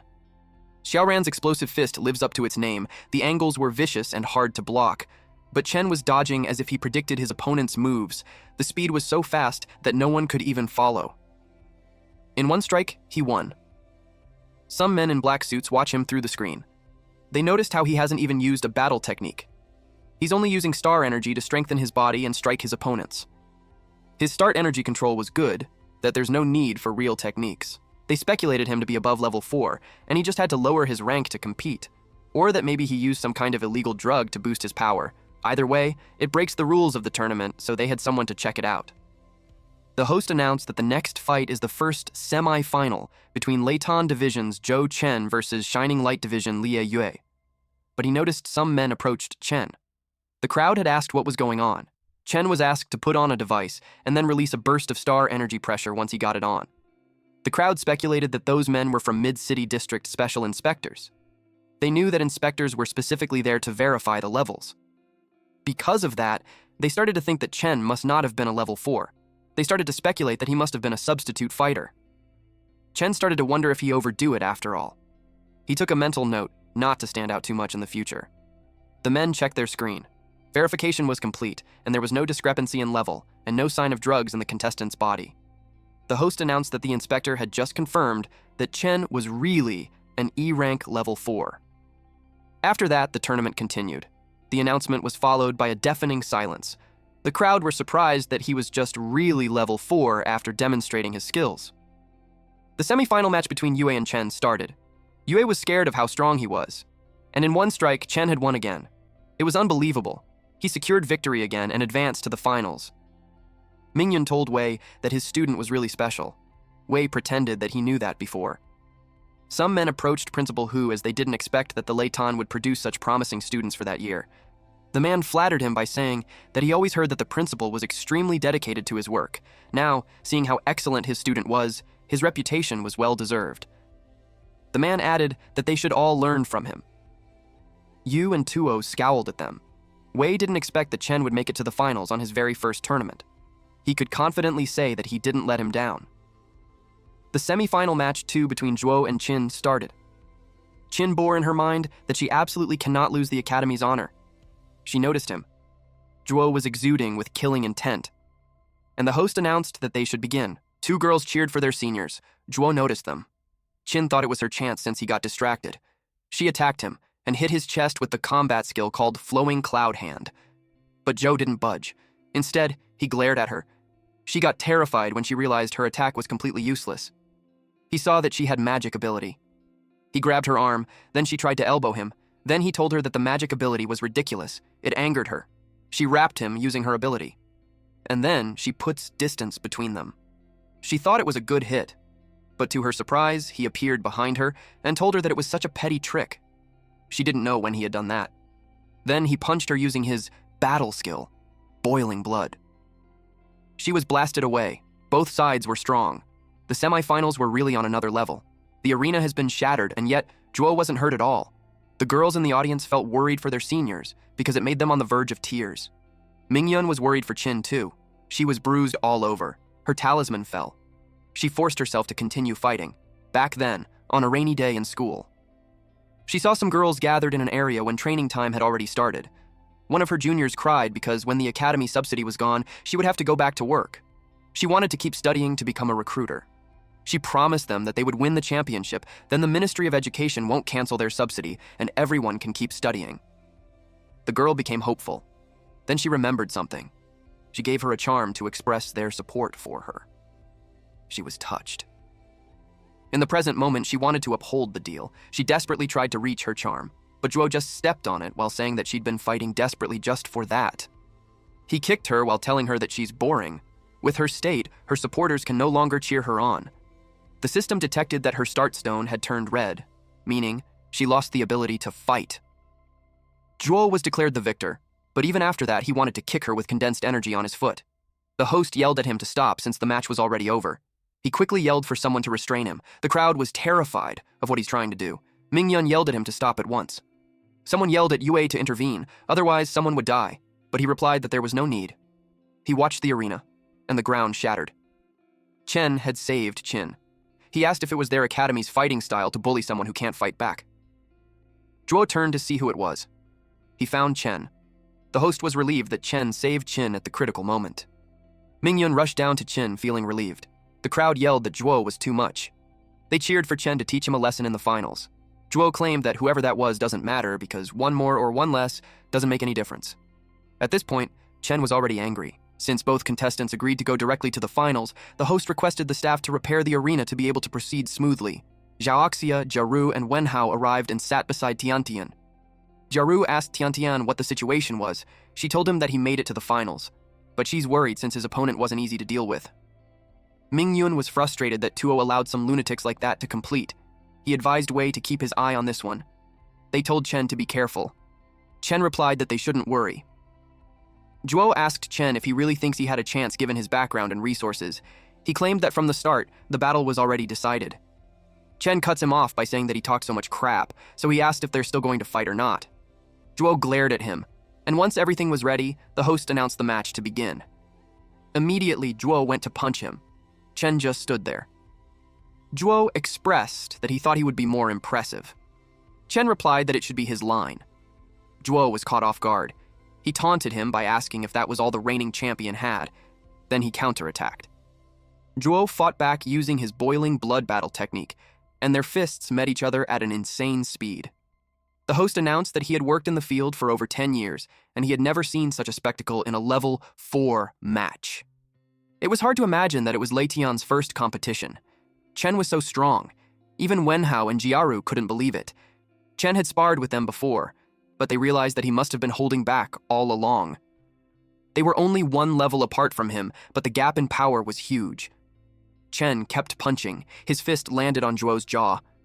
Wei was shocked. Mr. Zhang knew Chen had a solid foundation, but he didn't expect that he could really fight someone with top-tier resources to that extent. Zhuo couldn't believe that he was injured. It took him a while to register that he actually got hurt by that kind of guy. It angered him, which led him to use Boiling Blood Max level. The boss noticed that he forced the star energy in his body to erupt and boost strength. It got interested in the power known as the battle techniques. He moved incredibly fast. Chen noticed the increase in his speed, but it was useless against his perception. Perception is a focused mind that greatly enhances sensory ability. The staff beside Yue was surprised that Zhuo's star energy intensity had rapidly increased. They suggested a level check on Zhuo. Yue replied that Zhuo had used that battle technique in the past too. Using that technique temporarily strengthens body parts to gain power beyond one's level, and that time he just applied it to his whole body, so it doesn't count as a violation. The staff realized that he was too hasty. Yue noticed that the other contestant seems to have not used his full strength since the beginning. It made him curious on what his limit was. It was so fast that the audience couldn't even see. Jiaru thinks that Chen was at a disadvantage. When Rao replied that it wasn't the case, he noticed that Chen was guiding Zhuo's punches. Chen evaded the punch. Then he took a deep breath while keeping his eyes on him. Then he countered with a punch, but Zhuo blocked it using his arms, but the strength had pushed him back. He did his best to maintain his footing. He admitted that Chen was the first at the same level who could push him like that, but he claimed that he would still be the strongest. Chen taunted him by asking if that was all he got. Chen activated Borrowed Force. He had 0 out of 6 remaining uses. Shit's about to go down. Zhuo and Chen prepared their fists. It was a battle between Boiling Blood, Max, and Borrowed Power. They blocked each other's arms. Then Chen used Perception. It made him clearly see the punches, and Zhuo's weak point was the heart. He elbowed him on the chest. It made Zhuo cough. Then Chen followed up with another attack. Zhuo couldn't believe that Chen's strength and speed was increasing. He refused to go down. He exudes his star energy as he yells that he's the strongest. But Chen was ready to end the fight. Zhuo punched him while screaming at him to die. Their fists clashed at the center, resulting to a powerful explosion. Because of the smoke and bright light, no one could see inside the arena. Wei wondered how it went. The smoke slowly subsided.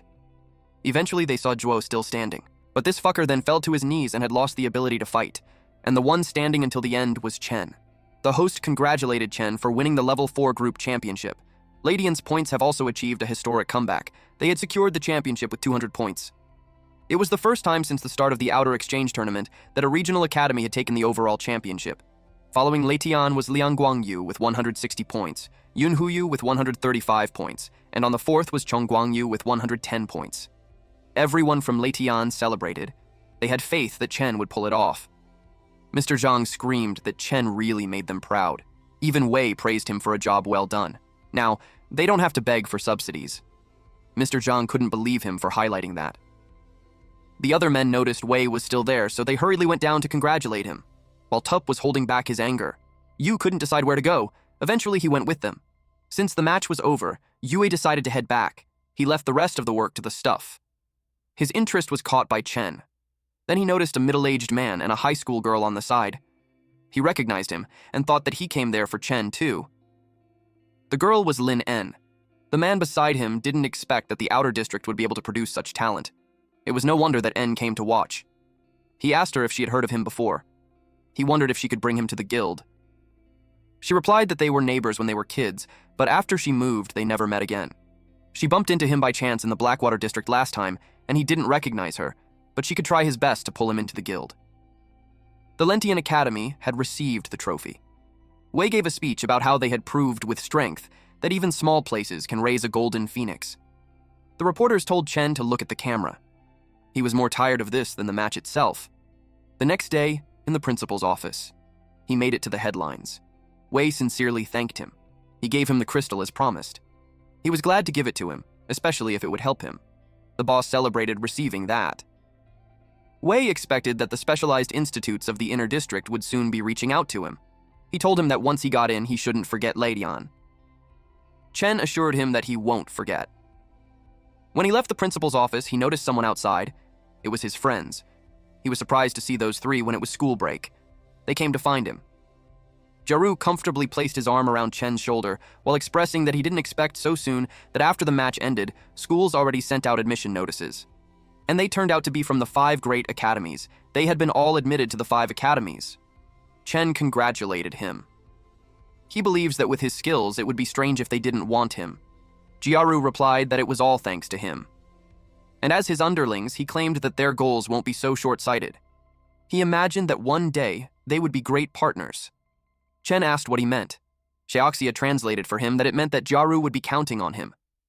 Even though courses weren't shared between academies, they could still hang out during free time. She promised to come find him to hang out. Chen was happy with that. He replied that being alone was boring. He looked forward to sparring with them in the future too. Someone arrived and approached him. It was Tiantian. She asked if she could join them too. She was determined to become stronger too. Tiantian entered the room and was impressed. Her eyes sparkled. She asked if she's really allowed to train there. She can't believe that he really took her request seriously. She thanked him. Chen replied that it was nothing.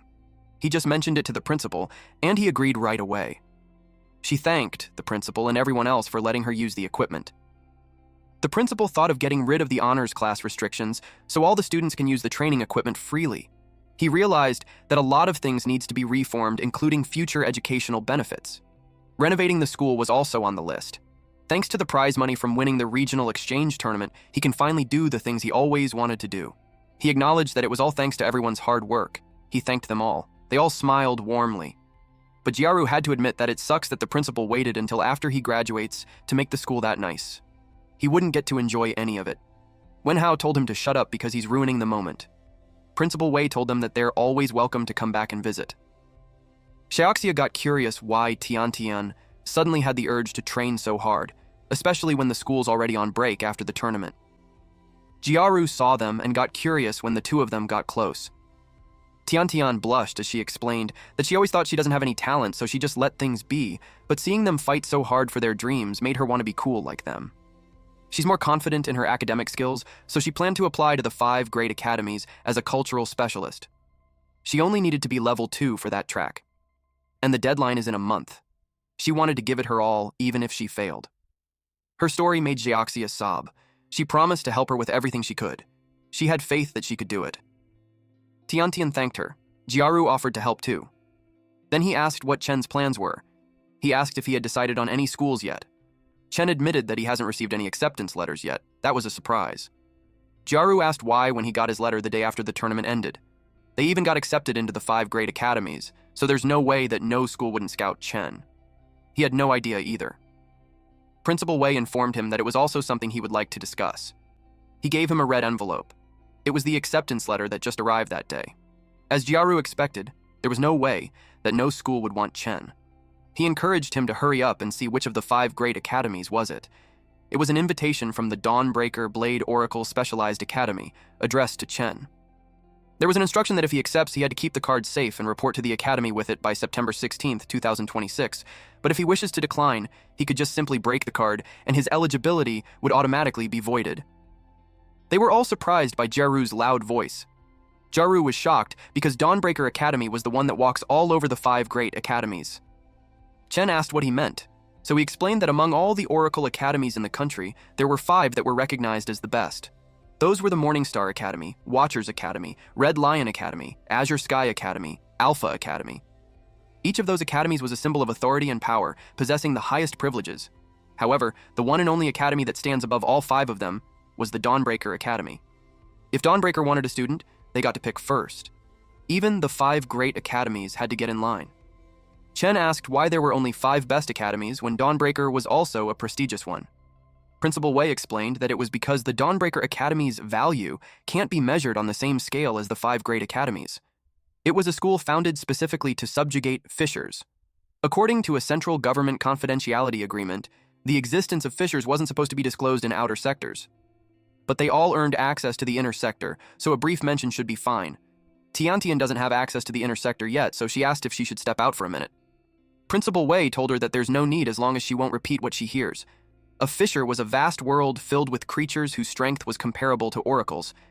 Because the fishers are two-way, creatures can also come out from them. If they escape, the consequences would be unimaginable.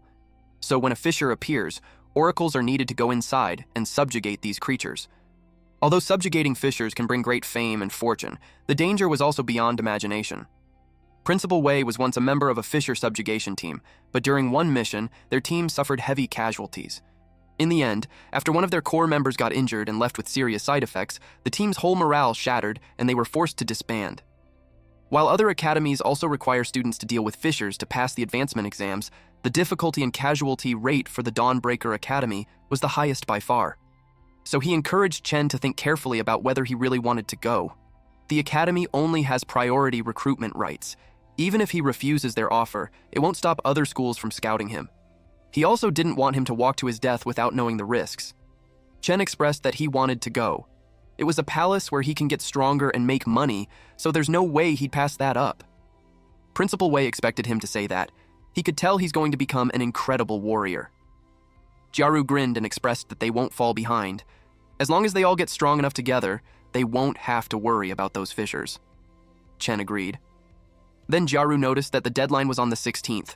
It was already the 6th, so he only had 10 days to report.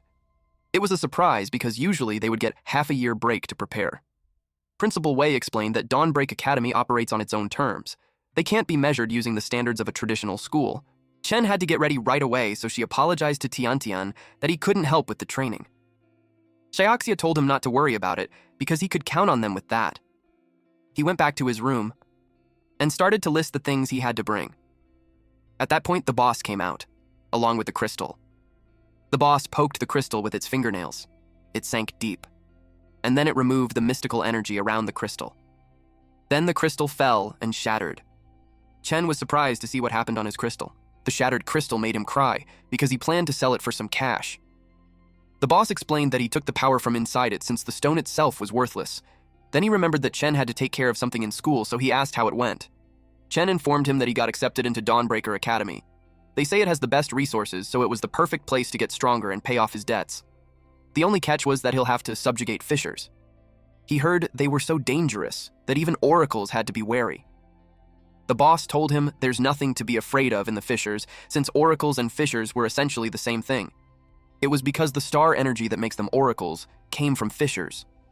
To Chen, that sounded terrifying, so he asked if he had any rewards that could help him stay alive. He also pointed out that one of the wishes had been completed. It seemed like he thought of the boss like a genie, where he just held out his hand and expected things. Though some of the boss's wishes were in the fishers, so he decided to help him out. He recovered a bit of his power through the crystal, so he had enough to give him the reward. He warned the kid to brace himself. The fragment of creative authority connected with the authority holder. It detected the authority holder's body, which was at E4. Then it acquired the authority holder's identity. It reconfigured authority holder's structure conversion and completed the optimal reinforcement of authority holder's structure. It detected residual star energy, which it automatically converted to levels. The level conversion was successful, so he leveled up to rank E, level 6. Once it was completed, Chen acquired the fragment of creative authority. He asked what that thing was, so the info was presented to him. It was one of the power fragments of the demon god of creation, Sathoth, which grants the holder the ability to create power. He asked who that demon of God was and what it had done to his body. The boss explained that Sathoth was his old friend, and the creative authority was a gift from her. It can tap into the authority holder's potential and create powers best suited for them. It can even change their race or physical body. The rewards he gave him before weren't necessarily a good fit for him, so he decided to give him a piece of the creative authority. So from then on, Chen could create his own powers. Chen argued that if it was just to level up, he didn't have to give him something so complicated. The boss called him a fool for thinking levels are everything. For oracles, levels only affect their basic physical stats, but if their potential was mediocre, they won't get that strong no matter how high their level was. So, he gave the creative authority because he was afraid that Chen would awaken some garbage potential.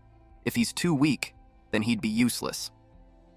Chen remembered one contestant, Chin, who awakened her Esper-type potential early. He realized that her special ability was the power of her potential, and compared to that, combat skills seemed common and ordinary. He knew that if he's going to be subjugating fishers, potential was definitely more important. Otherwise, he'd struggle against even a single monster. The power of creative authority was usually related to the authority holder's own perception. The boss knew he'd understand it if he tried. Chen couldn't feel his body absorbing star energy anymore. It looked like the fragment really did modify his body. Even the old parchment-style system window had changed to look like a video game from before he was transported there. It looks way more familiar that he instantly knew how to use it. It showed his name and his bloodline of being a human oracle. His potential was locked. His level was at E6 with 30 constitution and 0 strength, agility, spirit, and divine sense. Perception was unlocked, and he had 994 remaining evil god wishes. Since it had a status bar, it made him wonder if it had a shop and other functions too. He was informed that the exchange shop was locked until he reached D rank level 7. It was the same for other functions like rank up and management. He had no choice but to level up first. Even if he wanted to level up, he couldn't because he doesn't have any soul. Soul is a mysterious substance extracted from fisher creatures that can be converted into power. The boss saw his reaction, so he asked why. He informed him that he's missing the key item for leveling up. It seems that he had to go to a fisher to get it, but the dilemma was that he couldn't level up by absorbing star energy anymore. At his current strength, if he goes in, he'll probably be carried out. The boss sighed and complained that he's always in so much trouble, and he was stuck with him. So, since another wish had been completed, he decided to give him one last thing. He acquired the Kadra's demonic armor. The energy wrapped around his body. It was a unique armament, a fragment of Kadra's demonic armor. It is one of the armor fragments containing the power of the heroic spirit king, Kadra. It has the property of being soulbound, requiring no physical wear. It has an exclusive skill called Demonic Armor Manifestation. It summons demonic armor onto the body to block attacks. It increases strength while manifested. Chen was pleased with it. Not only does it defend against attacks, but it also increases his strength. It only covers a small area, but with stats like that, he had nothing to complain about. The boss was sad that the rewards used up all the power he just saved up. He just considered it as an advance investment. He told Chen to work hard to pay him back. Chen was motivated to work his ass off. The next day, there was a taxi parked outside, so someone asked Chen if he's leaving that day. It was Principal Wei along with his friends. He replied, yes. It was only a one-day trip to the mid-level city, but he wanted to get to the academy and start training as soon as possible. Principal Wei knew that once he entered the mid-city, he won't be back for a while. He told him to contact him if he needs help with anything. That reminded him of the favor he wanted to ask. He requested him to occasionally check on his mother at the hospital, and if he saw his sister, he wanted him to give the letter to her. Principal Wei knew it was important, so he asked why he wouldn't give it to her himself. He replied that they were on bad terms, so it was not a good time for him to see her. The principal understood and kept the letter. He promised to look after his family so he could focus on his studies. Jiaru promised to find him in half a year, and by then, he expected Chen to show them the ropes. Shioxia told him to keep in touch. He said goodbye to them. He arrived at the airport. The staff asked him if he was there to process a visa and flight to the mid-level city. She asked him for the reason for his travel. He replied that it was for school enrollment. Deep inside, the staff was confused because it was still vacation time. She requested him for proof of his enrollment. He asked if the card would suffice. She was surprised to see the ID card for the Dawnbreak Academy. She had been working in the outer sector for a long time, and it was the first time she had ever seen one. She couldn't believe that the kid who looked so ordinary was a student accepted into a Dawnbreak Academy. She was staring at him. So he panicked that the card wasn't enough and told her that he had the invitation letter too. She apologized and clarified that it was more than enough. She guided him to go left and follow the flight attendant's instructions once he's on board. He asked if he wouldn't need a ticket. She explained that with his status, travel to mid-level city was free of charge. He only needs to purchase a ticket when returning from there. The plane took off. He couldn't believe he was seated in first class. He assumed it was another perk of being admitted to Dawnbreaker Academy. As he thought of that academy, he sincerely hoped that it wouldn't disappoint. The pilot announced that the flight will arrive at the mid-level city at approximately 10 a.m. the next day, at Dawnbreaker Academy. Chen arrived at the entrance. From there, he could tell it was so grand and quiet, it doesn't feel like a school at all. He approached the receptionist to ask where he should register. The staff asked for his card. The staff saw his name and warmly greeted him. They had been waiting for him to come. He ushered him to the school. Chen was confused why they would wait for him when he doesn't know anyone there. The staff clarified that someone else was looking for him. They arrived in front of a stone. He was instructed to stand in the middle and touch the stone monument with his black card. Chen couldn't believe there was such a place on campus. He asked if it was some kind of hidden passage. The staff told him that he would soon find out. He could feel dizzy, but was told to bear with it. As soon as he tapped the card, he was teleported. He was astonished that the place earlier wasn't even the actual school. The staff informed him that Dawnbreaker Academy was located far away, so they had to use those teleportation stones. Since he just got there, he would have a lot of time to explore later, and the person who was waiting for him was already there. A few minutes later, they arrived at the place. The staff brought him to Lin En. She was having her tea while two students stood by her side. She asked him if he remembers her. He replied yes, and he had been wanting to find a chance to thank her. He just never expected that she would be his senior. The violet-haired, standing beside En, thanked the staff for his hard work and informed him that she had already transferred the money. He left them to chat. Chen approached her and asked if there's any specific reason she asked for him. The man standing beside En stopped him. He told him that he's a pleb from the outer sector and had no permission to get close to En. En warned this guy, Kui Ming-cheng, to watch his mouth, especially when Chen was his guest. Then she invited Chen to sit down so they could talk. He replied to just outright tell him what she wanted to say. She sighed and was forced to make it quick. She expressed that her guild was short on members, so she wanted him to join. And for the price, she offered 30 million. He couldn't believe she's offering 30 million right off the bat. She heard that the price for hiring a powerhouse for a guild depends on their strength and potential, but it's usually hard to even break $1 million. Ming-cheng asked her if she's insane. For that price, she could hire 3 top-tier B ranks or an entry-level A rank oracle.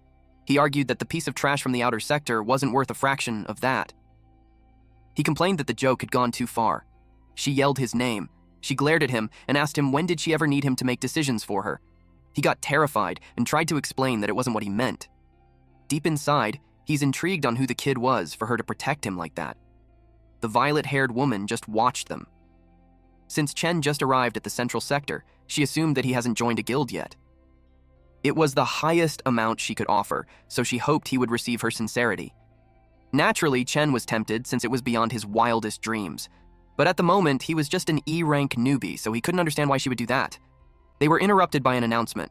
All students who just arrived were called to gather in the assembly hall within the hour. It meant that the last new student had arrived. She told him he could leave his luggage there and just pick it up later. She also acknowledged that the guild invitation was sudden, so it's normal for him to be hesitant. She encouraged him to think it over, and after the new student orientation, there would be a senior freshman pairing session. When the time comes, she wants him to choose her as his mentor. She wants him to see it as a repayment for saving him. She added that having someone to help him adapt to the new environment wasn't a bad thing for him either. He replied that he would think about it. She was pleased with that. Then she requested Shi to take him to the assembly hall. At the assembly hall, a male student with blonde shoulder-length hair couldn't believe that he was the last to arrive. He reasoned that it's natural for main characters to make a special entrance. He was glad that all his hard work to get into the school wasn't for nothing. He heard the young lady of the Lin family was there as well. He expected that a naive little girl like that should be easy to control. He planned to get her on his side to make their business grow. Then he saw a pathetic-looking slob. It was Chen. He immediately judged that the freshman wouldn't be that great, which was perfect for him, because it meant less competition. He decided to sit right next to him and expected their contrast to be brutal. The teacher saw that everyone was there. This professor was Zhang Hui, and he'll be their instructor for the year. He also gave a disclaimer that they shouldn't expect him to teach them everything. After all, he was a very busy man. His job was to arrange assessments and record their scores. Aside from a few mandatory activities, the school won't impose any restrictions on their schedule. He warned them that since they were all chosen by Dawnbreaker, they must have been considered geniuses in the past. But there they need to forget their past glories, as they are nothing more than freshmen at Dawnbreaker. They would be facing something completely new and unknown, and that is the Fissure. Fissure was like a hunt. Oracles were the hunters, but they could also be the prey. In there, all existing weapons from the human world were useless. Only the immense physical strength of an oracle and weapons made from Fissure materials can deal damage, and Dawnbreaker, which has gathered top-tier oracles from all over, was a solid line of defense against the Fissures. Basically, they are warriors on the front line. They should find more materials in the library. The training hall also had combat simulation for fighting the Fissures. Each week, teachers from different specializations will hold lectures. They could arrange their own schedule and learn whatever they want. The school had no mandatory requirements. The more they understand about the Fissures, the more they'll have a chance to improve, get stronger, and survive. If they can't adapt on their own, then they better get the hell out of there. He didn't see fear in anyone's eyes. He could tell they have ambitions that they're willing to risk their lives for. With that, they passed the first assessment. He gave them a reward. Each of them received a skill stone. It lets them learn a combat skill just by absorbing it. Those were incredibly expensive, so for most of them, it was their first time seeing one. The skill stone was for a general combat. They crushed it, and automatically their body would learn the skill. Chen did that and acquired Wise Eye. It allows automatic sensing and recognition of the fissure. The skill allows oracles to understand the script found within fissures. It can be considered a great help for their future expeditions. Hui advised them not to get too excited because the school had arranged more assessments for them. The first was the entrance test for new students, which requires them to clear on low-rank fissures. Second, they must reach D rank and awaken their potential within half a year and earn 100 academic credits within a year. The students got worried because they're only at E rank, and it was great pressure to reach D rank within 6 months. Although there was no required order, Hui still suggested that they awaken their potential before entering a fissure. For the blonde guy, reaching D rank shouldn't be a problem because he's already at E5. He assumed that no one in their batch would have a higher level than him. While Chen, who was at E6, couldn't level up using supplements, so he had to find a way into a fissure. Hui told them to settle down. While reaching D rank in 6 months was difficult, the supplements provided by the school were sold at a price far below the market rate, so they didn't need to worry about resources. As for the most important issue of academic credits, the school would also arrange for mentors to help them. He called them in. One of them was a silver-haired woman. Everyone's jaw dropped. Hui introduced the seniors, and they will serve as their invaluable mentors during their freshman assessment. I informed them that each freshman can choose a senior to be their mentor. The mentors would be in charge of arranging their entrance test. The students' attention was on N. The others who didn't know asked who she was. The student in front of Chen informed his seatmate that he was the heir to the Shenhua Guild. They all wanted to get on her good side to get into Shenhua. Chen overheard them. One brave student called N and expressed that he came there for her. She wanted her to be his mentor. She noticed his stance and found out that he's a strength type. She expressed that she's a magic type, so there's not much she could teach him. Another freshman student told her that he may be specializing in strength, but he already decided to dual spec in strength and magic, so he hoped to receive her guidance. She reasoned that she's a pure mage, so she doesn't know anything about strength class. Mages started to express their desires one by one. They saw how high the standards of one of the 4 great guilds were. Those who weren't confident decided to pick another senior. It looked like N was a headache for the professor. He reminded her that she's required to take on at least 1 freshman, otherwise he had to assign the last remaining student to her by default. She replied yes. Then she glared at someone. Chen sensed it, but he didn't know what to say. The blonde guy beside him was glad that the losers had been filtered. He was confident that with his looks and talent he won't be rejected, but even if he was, as the last one left, he expected to be assigned to the young lady of the Lin family. Chen stood up and called N. He expressed that he doesn't desire knowledge. Instead, he wanted to stand by her side. He asked if she could be his mentor. It made her blush a little. They all looked down on him, but to their surprise, N accepted him. With a bright smile on her face, she claimed that he's the one. The blonde guy couldn't believe it. She only accepted one, so it made them question what her selection standards were. At the mission hall, Chen followed N. While doing so, he asked why. When she was the heir to the Shenhua Guild, one of the 4 great guilds in a guild of that size shouldn't be short on high-level oracles, so he couldn't understand why she would offer such a high price to recruit a newbie like him. She admitted that she's not only recruiting him for the guild, but also for her own reasons. She planned to tell him the details after the test. His first priority should be how to pass the entrance test that she arranged. She introduced them to his teammates for the test. The first to speak was Su Han, a C-rank level 5. Her potential is Shadow Veil, and she's the supervisor for the test. She will not participate in combat at any point unless a team member's life is in danger. She reminded them that if she had to step in and save them, the test would be deemed a failure. Next was Lu Wei, a D-rank level 1. Her potential is recovery, so she can heal everyone's injuries. Another team member was Zhao Lin, a D-rank level 1. Her potential is wind-fused, and she'll be providing long-range support. The only guy aside from Chen was Li Rui, a D-rank level 3, and his potential was armament enhancement. He's also the leader of the team. He warned them that if they wanted to pass, they should listen to his commands. He noticed that Chen wasn't carrying any gear, so he asked if he awakened some kind of special potential. Chen introduced himself and expressed that he's an E-rank, so he hasn't awakened any potential yet. That was surprising news. Rui couldn't believe he's taking the test without practicing first. He questioned how the academy formed the groups and suspected that it was to drag them down. Lin replied that groups had been set, so there's no point in complaining. Wei agreed, and it could take some time if they reapplied. Rui had no choice but to accept it, and as long as he didn't get in his way. He told them to keep an eye on Chen. Wei told Chen to stick close to her once he entered the fissure. He assured her that he had combat experience. She sighed and answered that without a weapon or a potential, he can't even hurt the creatures in a fissure.